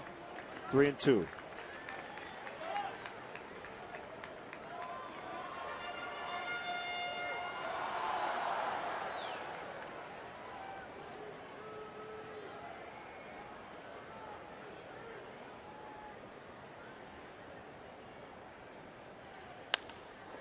Fly ball well hit to right. Bryant goes back on the warning track. He leaps. He made the catch.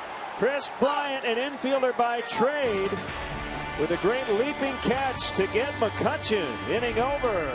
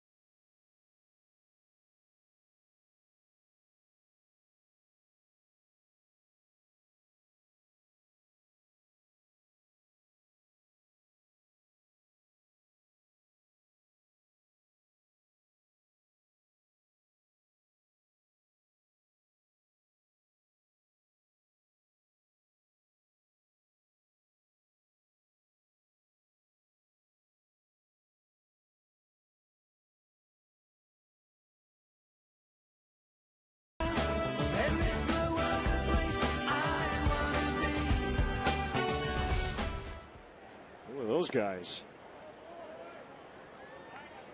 I recognize some Cub players. You looked good. I was the better of the two options. My selfie with Kyle. Bounce to Ramirez. Jackson is out. How about Chris Bryant and Javier Baez both playing solid defense in unfamiliar positions? Can't do it any better. You saw him retreating, tracking the ball, one peek to find the wall. Well timed. Very nice. That's a great play. That wall out there, 21 feet high, in honor of the late Hall of Famer Roberto Clemente.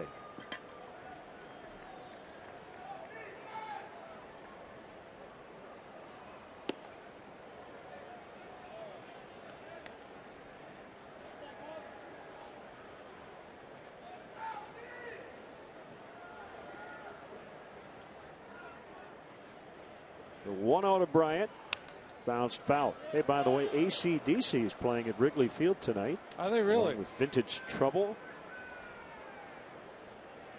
And wasn't the Zach Brown band just there the other night? They were. Yeah. I didn't know AC/DC was scheduled to play Wrigley.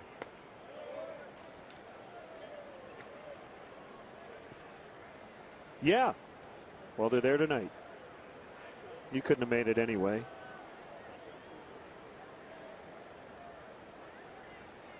If we quieted the crowd down here, we might be able to hear them. They play pretty loud. And Bryant will reach.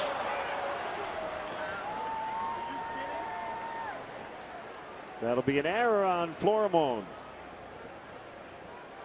Yeah, no help from Michael Morse. Pedro Alvarez, the normal first baseman, has made 19 errors to lead all major league first basemen by a wide margin. Michael Morse is not known for his defensive prowess either, so he's not able to bail out Florimon. Chris Bryant lucky because he took a turn towards second base and that ball kicked back right back over the bag. Had Morse or anybody else been able to grab that ball before Chris got back and applied a tag, he would have been out.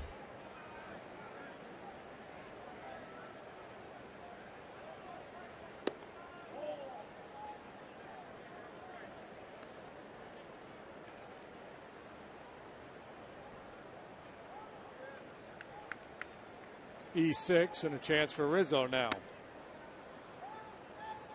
The Cubs have had a lot of opportunities to get more than the two they have. They're 3 for 12 with runners in scoring position. Bryant not yet in scoring position.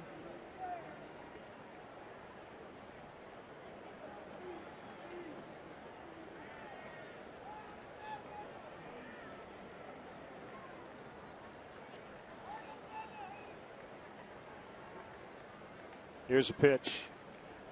It's a strike. Jay Happ, the starter for the Pirates, went 5 2/3, gave up 2 runs on 8 hits. Walked 2, struck out 8. He's only allowed more than 2 runs on 1 occasion since joining the Pirates. He's made 8 starts in a Pittsburgh uniform. Yeah, that start was against the Cubs. Ramirez leaves his feet to make the catch. We just robbed Rizzo.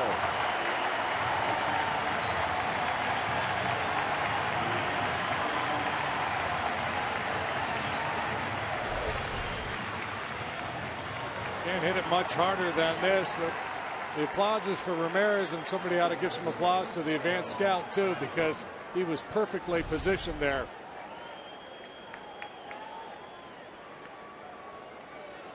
Good night down at the hot corner tonight.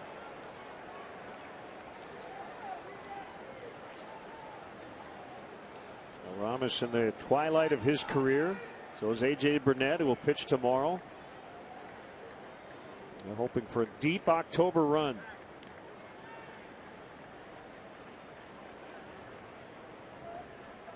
The Cubs are as well. Right now, these two teams, if the season ended today, would match up in this ballpark in the wild card game.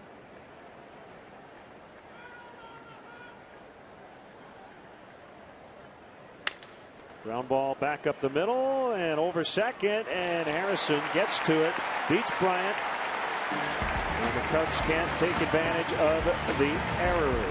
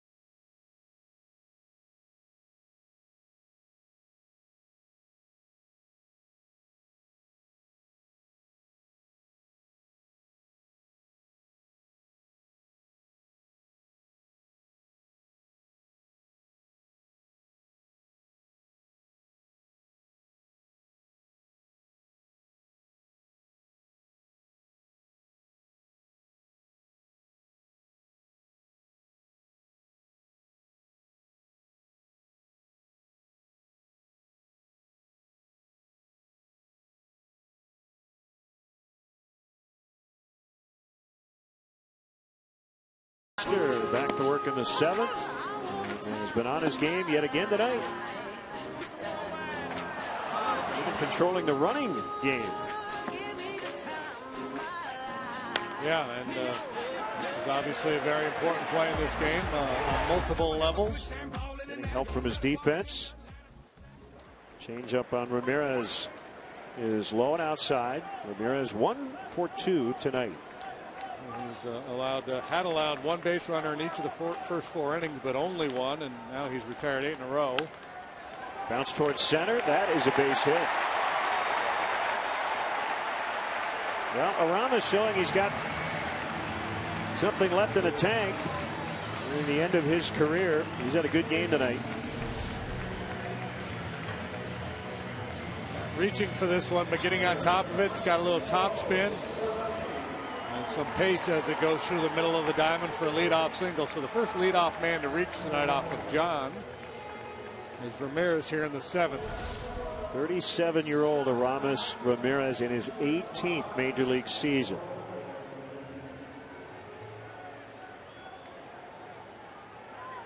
Rizzo giving him grief about his line drive snare.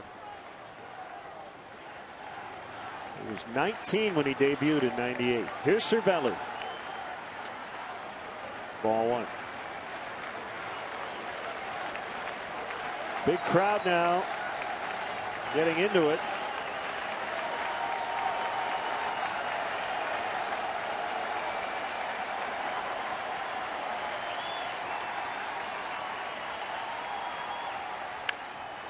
On the left center, that's trouble. Cervelli will hold at first. Ball gets through. They're at the corners. Nobody out.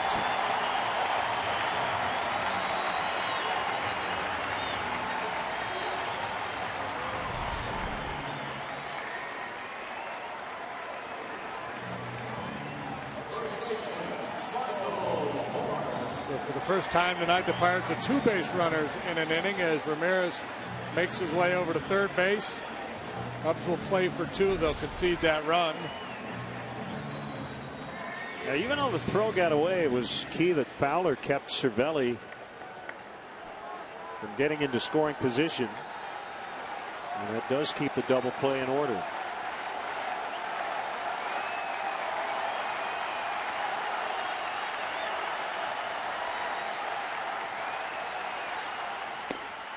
Inside on Morse.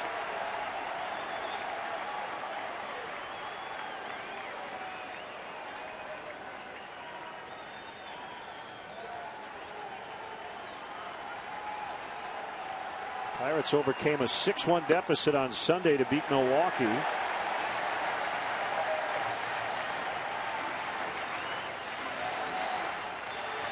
They've won 3 in a row. Cubs have dropped, or 4 in a row rather. The Cubs have dropped their last 3. 2 balls, no strikes. Both bullpens quiet at the moment.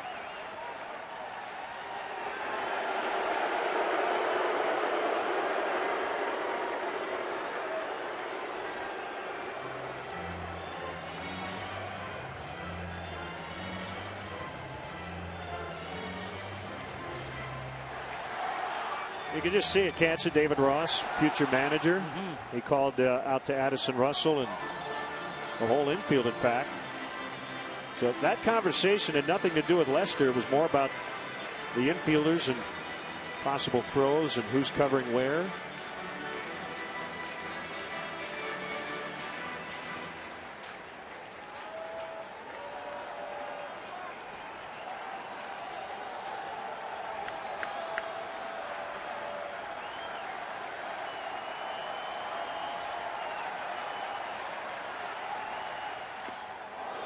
Morris aired it out, foul tipped. 2-1.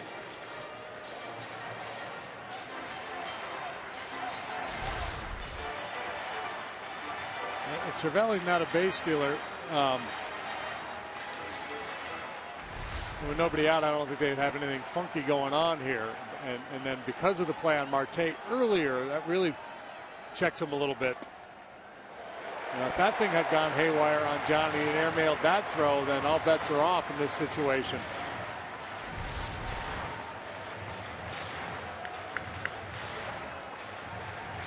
Just couldn't get it to come back over the corner, and it's 3-1. Rodriguez on deck.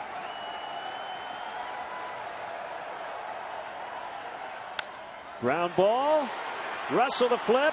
Castro the turn. They get 2. No RBI for Morse. The Pirates get a run, but the Cubs will gladly take that exchange. 2-1.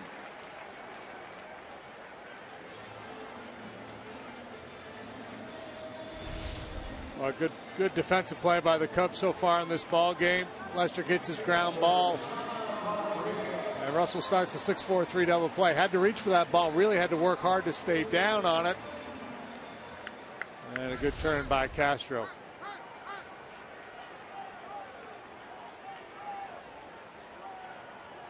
So nobody on, 2 outs, and it's Rodriguez.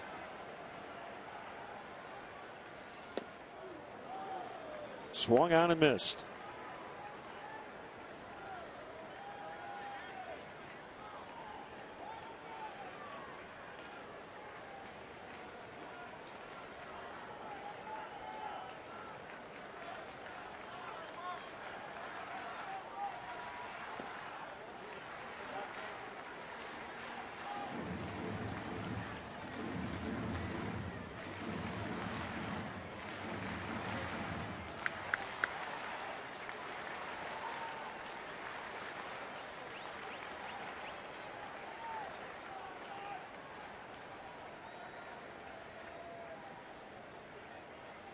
Lester into his motion and the 1-1.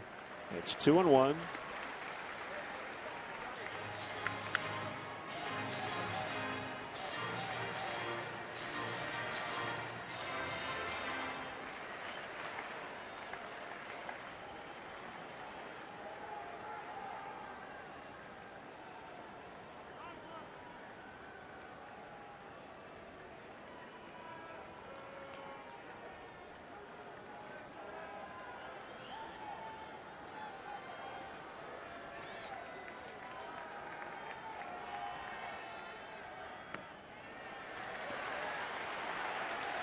Behind again. He was 3-1 on Morris before getting him to bounce into the double play. Rodriguez, with his time in the American League, has seen John Lester more than any other Pirate. 8 out of 33 with a home run against him.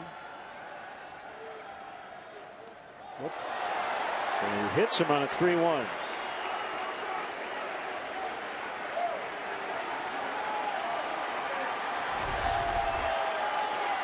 It will not be Pedro Florimon. Chung-Ho Gung, the pinch hit. And they love him here in Pittsburgh.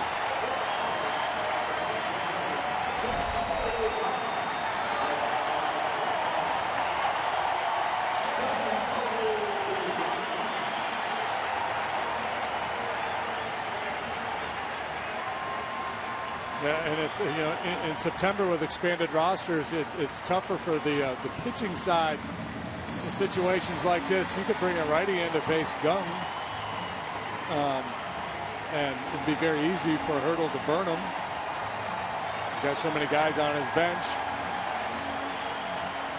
They still have not seen action.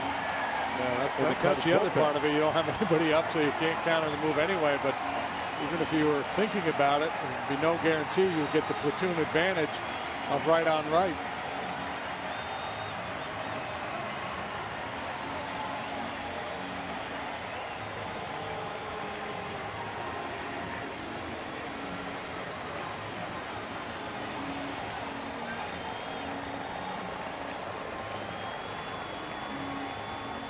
And now we'll see in a one-run game with Rodriguez at first base if Clint Hurdle nudges him to try to get a little something done with the running game.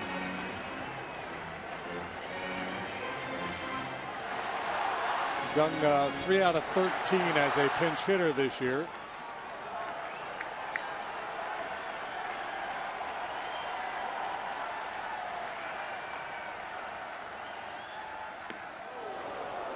Swing and a miss at a curve. Maybe a little amped up, got the big ovation, wanted to do something heroic. Came out of his shoes, had a breaking ball down below the knees.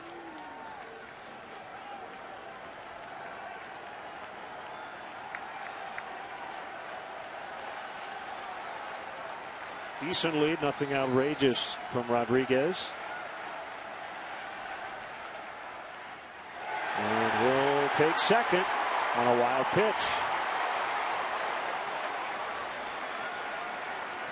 Wild pitch has been a big theme here in recent days, including game one here this afternoon. Cubs gave up a big run at Philadelphia the other day on a wild pitch.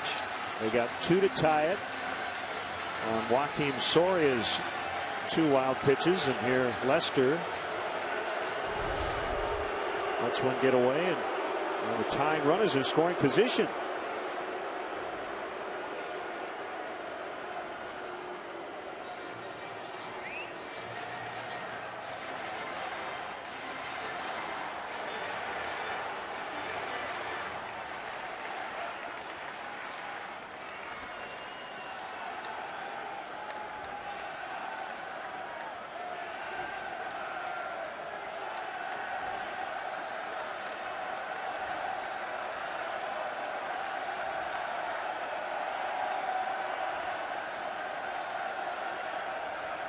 Here's a 1-1. This time Ross kept it in front of him.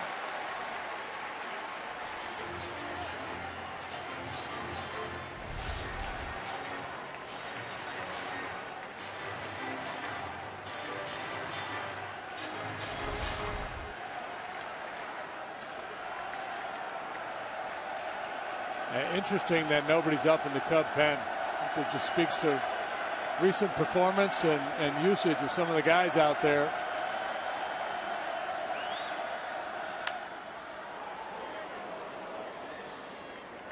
Nice play. Good fundamentals.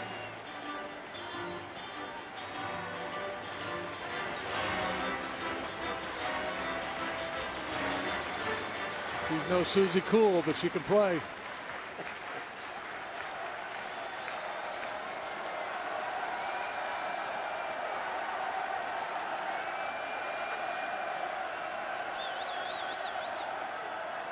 A 2-2 pitch, swing and a miss.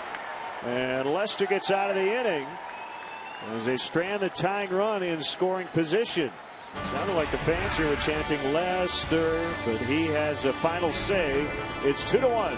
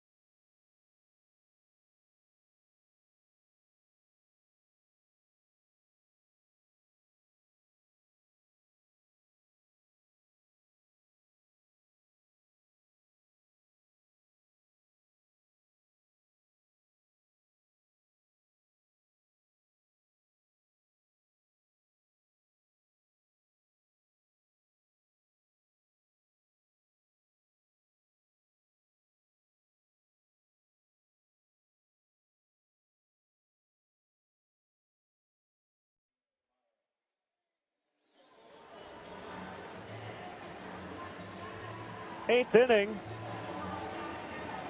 Caminero has already pitched an inning and a third. This is the 12th time he's gone more than an inning. Nice luxury. Guy with his kind of stuff can go multiple innings. Gung stays in and plays short after hitting for Florimon.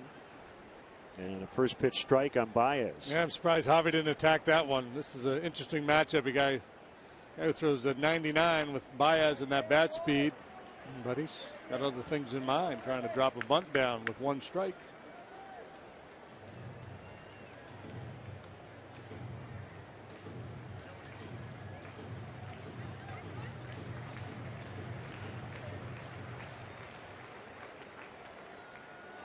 Now you got to go into battle mode here.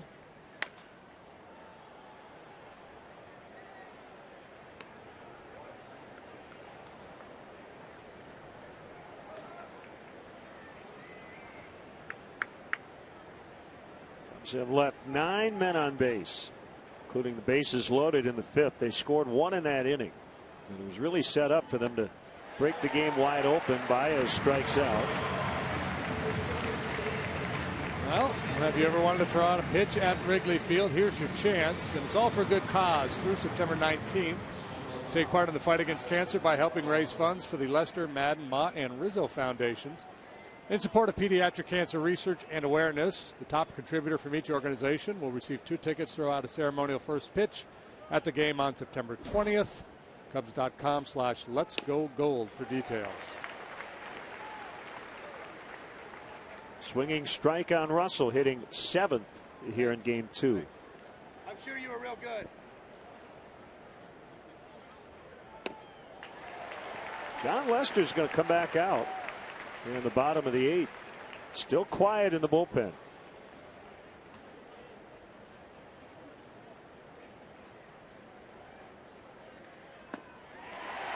Back-to-back Ks to start the inning. And before he had trouble in the 7th, I was thinking, this could be the night John Lester could go all 9. His pitch count was in the low to mid 70s through 6. He's now at 93 pitches through 7. And Joe's going to stick with him at least to start the bottom of the 8th with a 1-run lead at minimum.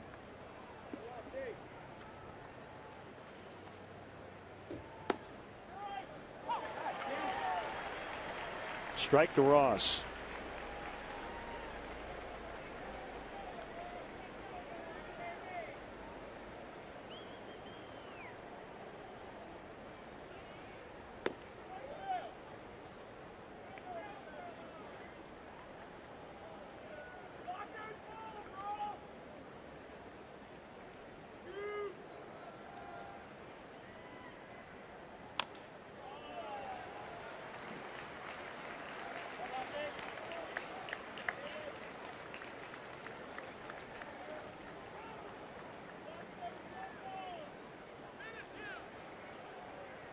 5-4 Pirates earlier today in game 1. Cubs leading in a tight one, 2-1 here in the 8th.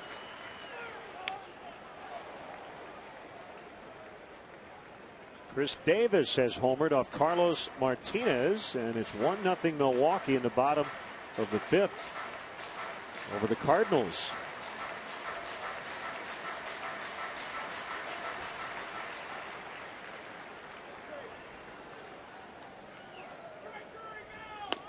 He struck him out. Caminero fans aside. Lester back to work in the 8th.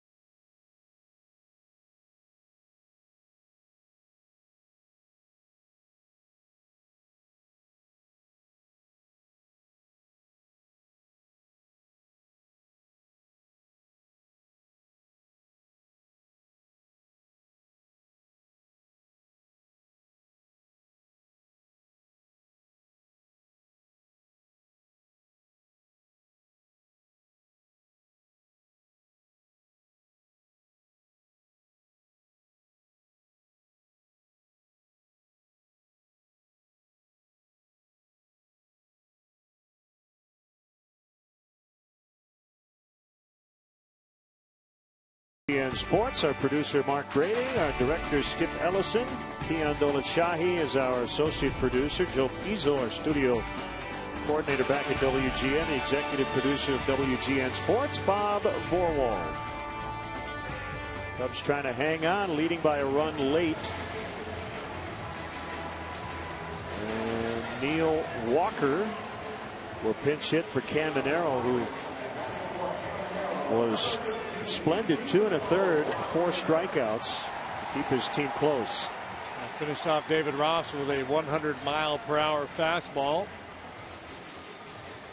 Cubs have struck out 12 times tonight. Walker, switch hitter, batting right-handed, and he promptly pops it up just into the outfield grass right behind second base. It's Castro.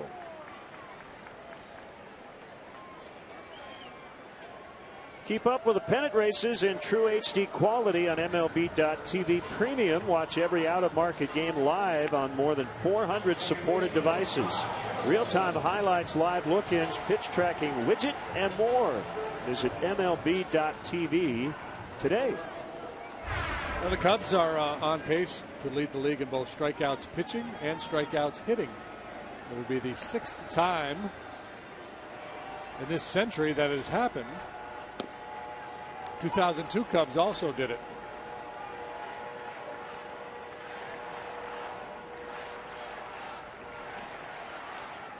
The 0-1 delivery to Harrison is in the dirt. I guess I should say this century. In over 100 years. 33 Cardinals, 48-51 Brooklyn Dodgers, 72 Mets, 0-2 Cubs, and the 2015 Cubs. As I said, I think you and I have seen more strikeouts than any broadcast tandem in baseball. I think that's a pretty easy assertion. At least on television, Pat and Ron have seen the same amount.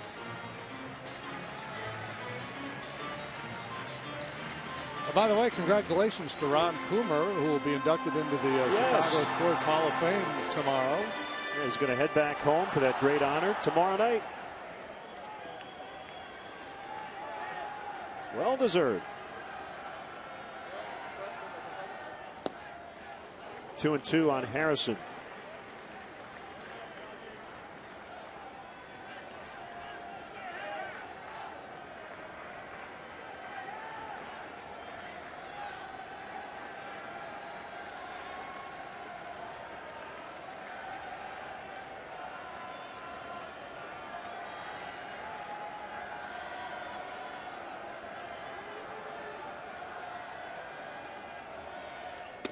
Swing and a miss. Could not help himself. He went after the high one.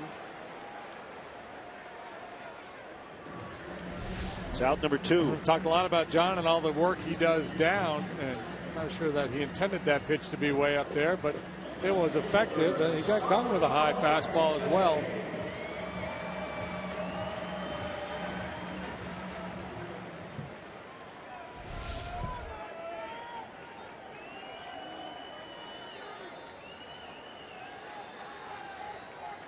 Marte with 2 outs.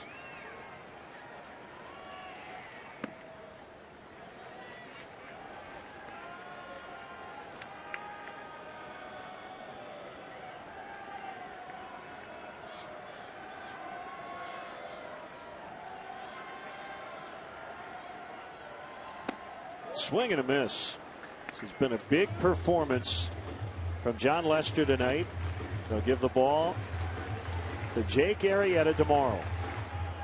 He's got 19 wins, putting together an historic second half.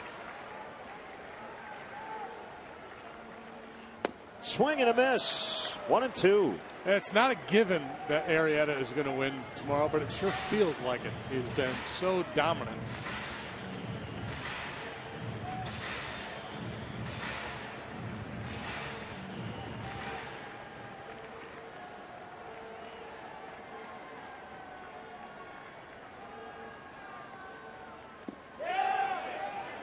Oh, he held. According to Jim Joyce, he did not swing at it. 2-2. I think he did that time too.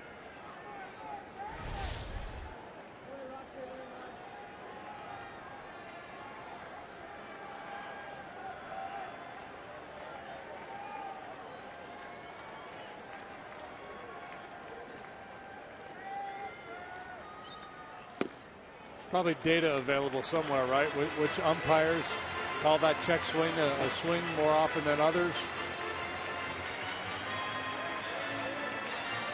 As you said earlier, stash going. It kind of looks like the Lorax. As you said earlier, you can't appeal to second. Can't pick your umpire if you're the catcher. Appeal to a higher court. Swing and a miss. Jon Lester with a 2-1 lead through 8. Is he done for the night? That is a question. He's due up to lead off the ninth.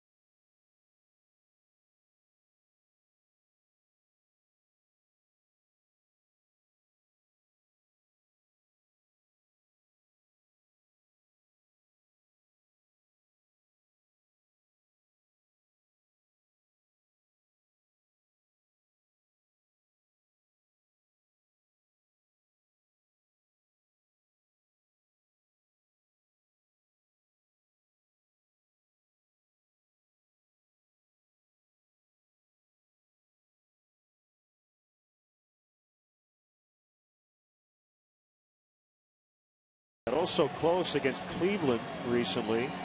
Went 8 2/3. And he has not labored very much tonight. With recent bullpen issues, I think Joe would like to see him finish it. Looks like Rondon is up throwing in the bullpen.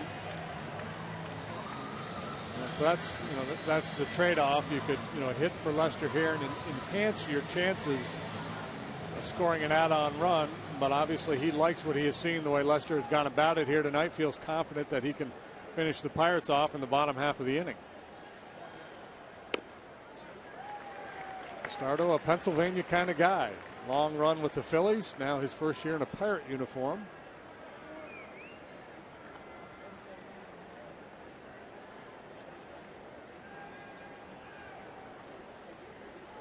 The 0-1 hit foul off of third.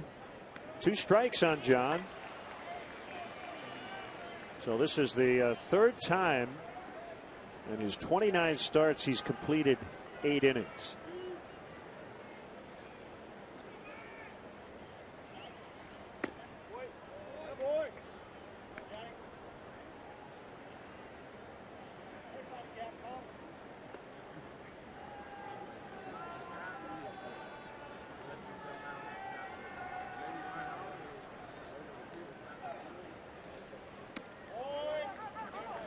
Two and two. Mccutchen, Ramirez, and Cervelli are the scheduled hitters in the bottom of the ninth.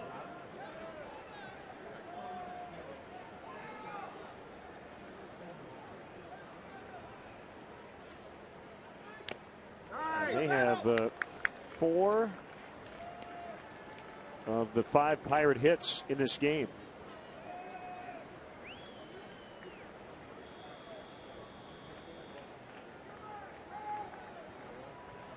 I think the math will be pretty easy, JD, especially if it's a 1-run game. If John can get them 1, 2, 3, he'll have a chance to finish. If he doesn't, he won't. Yeah, I would say. Right.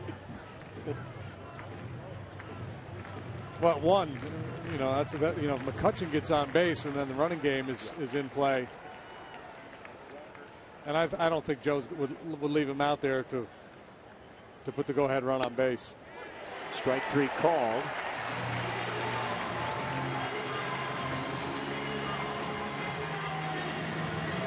There are probably more arguments to be made for hitting for John there and going with Rondon. But the manager has the pulse of his team. Maybe he's seeing something from Lester tonight that's a difference maker. We've talked about the issues with the bullpen, the struggles they've had. We talk a lot about Joe and his grid of outcomes. He might not like what he sees, Rondon, McCutchen. Swing and a miss by Fowler. And that's not just based on their history. It's based on, what kind of pitches McCutchen handles and what kind of pitches Rondon throws.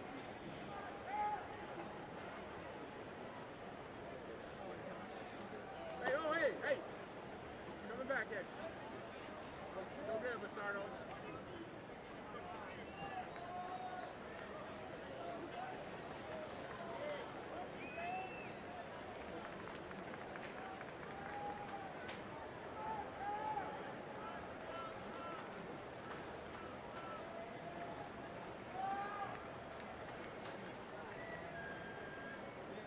Kick, the 1-1.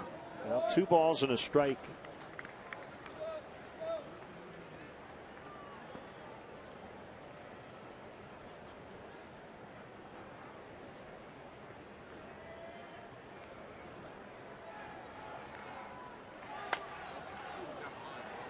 Two and two.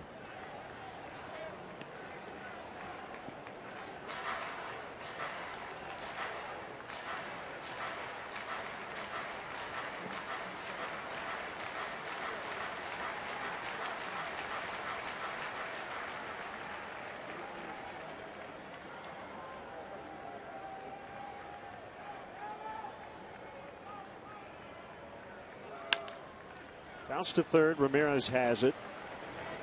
It's a play he's been making in his sleep the past almost 2 decades at this level. 2 outs.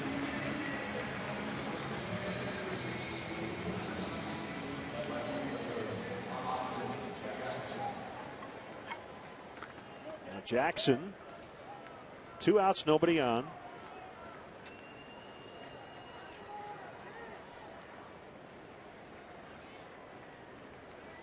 Cubs runs. Anthony Rizzo with an RBI single in the first. That scored Jackson. Fowler an RBI double in the 5th. Pushing home David Ross. Pirates run came on a double play ball. Aramis Ramirez scored on the 6-4-3 off the bat of Michael Morse in the 7th. That's been it.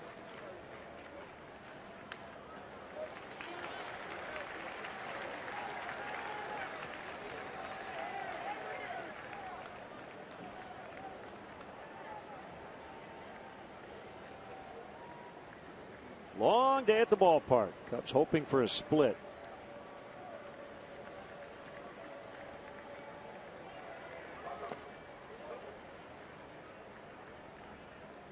Weather's been great. Your analysis has been spot on and consistent throughout. As tight as ever.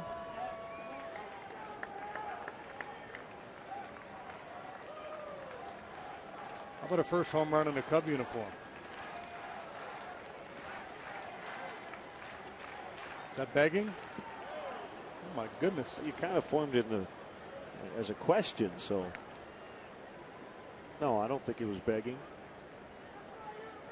Bastardo's a fly ball guy. If Jackson can get out in front of one of those elevated heaters. I would call it a lazy prediction. That's what I would say. Yeah, it was more, yeah. I didn't want to go all in. You didn't commit. Yeah. Didn't really push my chips into the middle of the table there. If he hits it, you can claim it.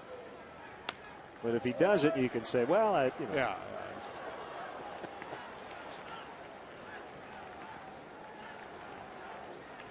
I was just checking my bet.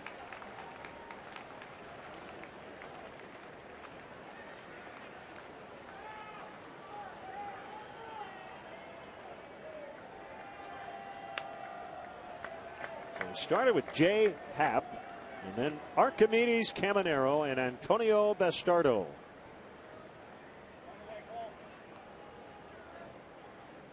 Bastardo kind of Happ-like with that elevated fastball, though Happ has changed his game a little bit more. That slider that Happ threw tonight was really good, and he threw some two-seamers down in the zone as well. Pulled. Ramirez leaves his feet again. 2-1 as we go to the bottom of the ninth.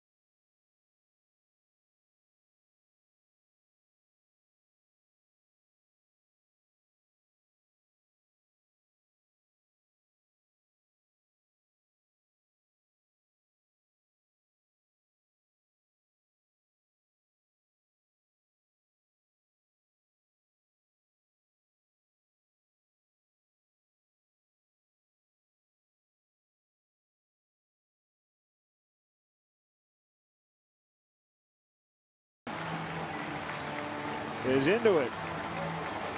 That looks like Jim Joyce. Got a little of the. He was into it. Now he's tired. Tinker to Evers to Chance look, doesn't he? Get that old school look going.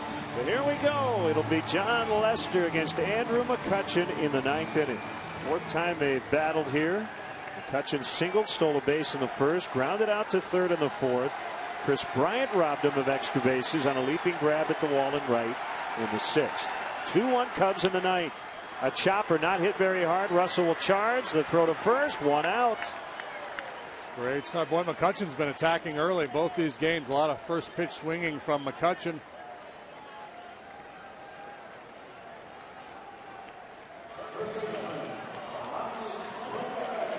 That was huge. Ramirez, 2 hits and the only Pirates run. If he gets on, no doubt he'll be lifted for a pinch runner as that tying run.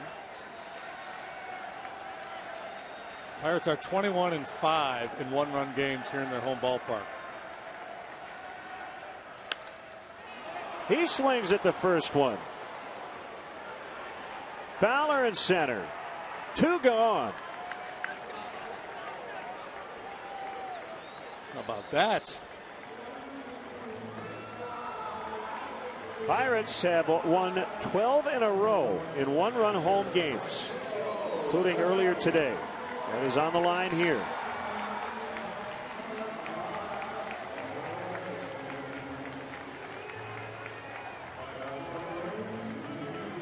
Tense Jake Arrieta watching and hoping his teammate can finish him off. Lester with 11 career complete games. 1 last year, none this. Strike 1. Had a pretty good idea Cervelli would take it.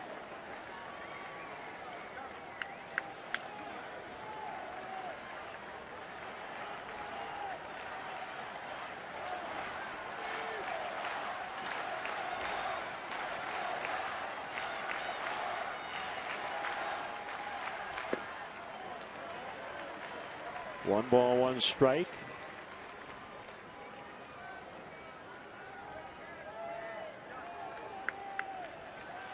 Paid crowd here for the nightcap, 25,914.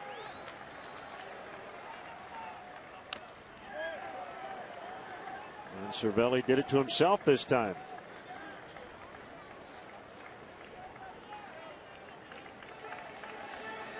One error in the ball game committed by the Pirates by Florimone. It did not factor into the scoring. The Cubs have made 3 or 4 really good defensive plays here this evening.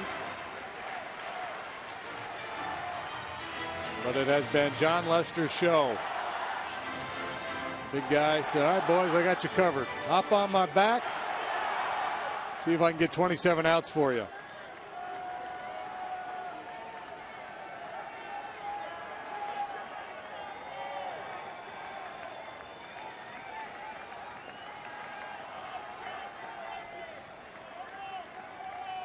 Here comes a 1-2. Called strike 3. Cubs win. Cubs win. Oh, baby, what a gem by John Lester as he finishes them off, and that might have been his best inning of the night. 7 in a row to finish the ball game. First complete game. The huge play.